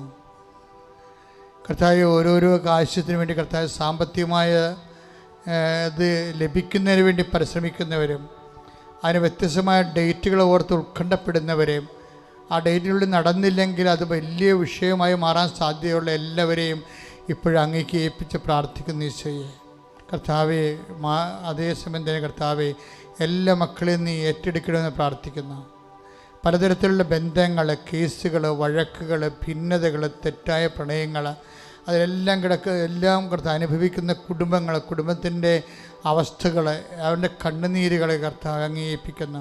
വിവാഹിതരായവരിൽ തന്നെ ഉണ്ടാക്കുന്ന ഭിന്നതകൾ, അവർ തമ്മിൽ നിലനിൽക്കുന്ന കേസുകൾ, അതുമൂലം ഉണ്ടാകുന്ന കുടുംബത്തിൻ്റെ തകർച്ചകൾ, കുടുംബത്തിലുണ്ടാകുന്ന അസമാധാനങ്ങൾ, എൻ്റെ ഈശോയെ, വാശിയിലും വൈരാഗ്യത്തിലും മത്സരത്തിലും പെട്ടുപോയ ഒരു കർത്താവെ, അതിൻ്റെ വിജയത്തിന് വേണ്ടി കർത്താവെ അന്ധമൂകരായി കർത്താവെ പ്രവർത്തിക്കുന്നവർ കർത്താവെ, അതിന് വേശം വൈരാഗ്യം ഉജ്ജ്വലിപ്പിക്കാൻ വേണ്ടി തങ്ങളുടെ ഭാഗം ശരിയാണെന്ന് ന്യായീകരിക്കാൻ വേണ്ടി കർത്താവെ എല്ലാ എനർജികളും ഉപയോഗിക്കുന്നവർ എല്ലാവരെയും കർത്താവെ അങ്ങയുടെ തിരുസന്നിധിയിൽ സമർപ്പിച്ചുകൊണ്ട് ഭിന്നിച്ച കുടുംബങ്ങൾ, തകർന്നുപോയ കുടുംബങ്ങൾ, തകർന്നുകൊണ്ടിരിക്കുന്ന കുടുംബങ്ങൾ കർത്താവെ എല്ലാം സമർപ്പിച്ച് പ്രാർത്ഥിക്കും. ഇപ്പോഴേ കർത്താവ് കുടുംബം എടുത്തതിൻ്റെ പേരിൽ കുഞ്ഞുങ്ങളെ ലഭിച്ചവർ ഗർഭിണികളായവരും പ്രഗ്നൻ്റ് ആയവരെയും കർത്താവെ നിന്റെ തിരുമുറുതും വലതുകരം അവിടെ ഉദരങ്ങൾ സ്പർശിച്ച് കർത്താവെ പൂർണ്ണ വളർച്ചയെത്തിയ കുഞ്ഞിനെ കർത്താവ് ആരോഗ്യത്തിൽ പ്രസവിക്കുന്ന അമ്മയും കുഞ്ഞും ആരോഗ്യമായിരിക്കാൻ കർത്താവെ അങ്ങേക്ക് സമർപ്പിക്കുന്ന കർത്താവ്. അതുപോലെ തന്നെ കർത്താവ് മക്കളില്ലാത്തവർ വേദനിച്ച് പ്രാർത്ഥിക്കുന്നവരെ ഈശോ അൾത്താരിൽ അവരുടെ രക്തത്തിൽ പെടുന്ന കുഞ്ഞുമായി അൾത്താരക്കറ ഇടയാക്കണമെന്ന്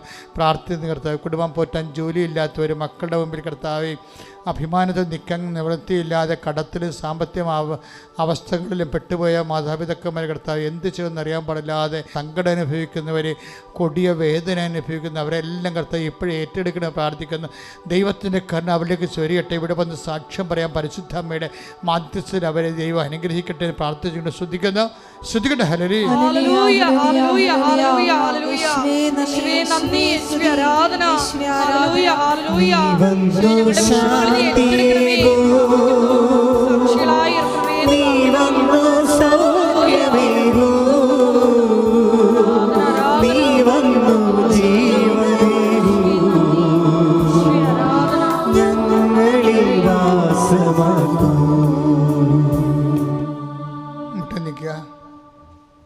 സമാപന ആശീർവാദമാണ്. നമ്മുടെ എല്ലാ ഉടമ്പടിയിൽ വെച്ചിരിക്കുന്ന എല്ലാ വിഷയങ്ങളും പരിശുദ്ധ അമ്മയുടെ മധ്യസ്ഥയിലെ ദിവ്യകാരുണ്യ സന്നിധിയിൽ മൗനമായിട്ട് സമർപ്പിക്കാം. അമ്മയുടെ പ്രത്യക്ഷീകരണത്തിൻ്റെ സാക്ഷികളായി ഞങ്ങളെയും ഞങ്ങളുടെ കുടുംബത്തെയും ഉയർത്തണമേ എന്ന് പ്രാർത്ഥിച്ചുകൊണ്ട് ശിരസ് നമിച്ച് നമുക്ക് ആശീർവാദം സ്വീകരിക്കാം.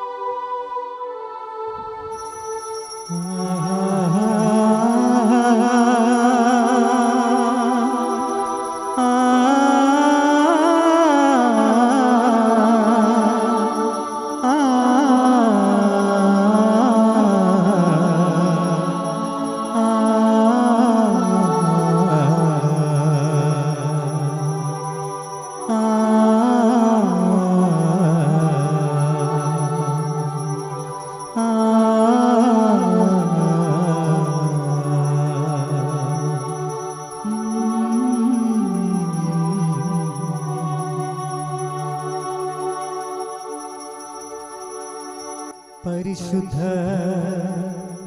പരമ ദിവ്യകാരുണ്യത്തിന് എന്നേരവും ആരാധനയും സ്തുതിയും പുകഴ്ചയും ഉണ്ടായിരിക്കട്ടെ. പരിശുദ്ധ പരമ ദിവ്യകാരുണ്യത്തിന് എന്നേരവും ആരാധനയും സ്തുതിയും പുകഴ്ചയും ഉണ്ടായിരിക്കട്ടെ. പരിശുദ്ധ പരമ ദിവ്യകാരുണ്യത്തിന് എന്നേരവും ആരാധനയും സ്തുതിയും പുകഴ്ചയും ഉണ്ടായിരിക്കട്ടെ.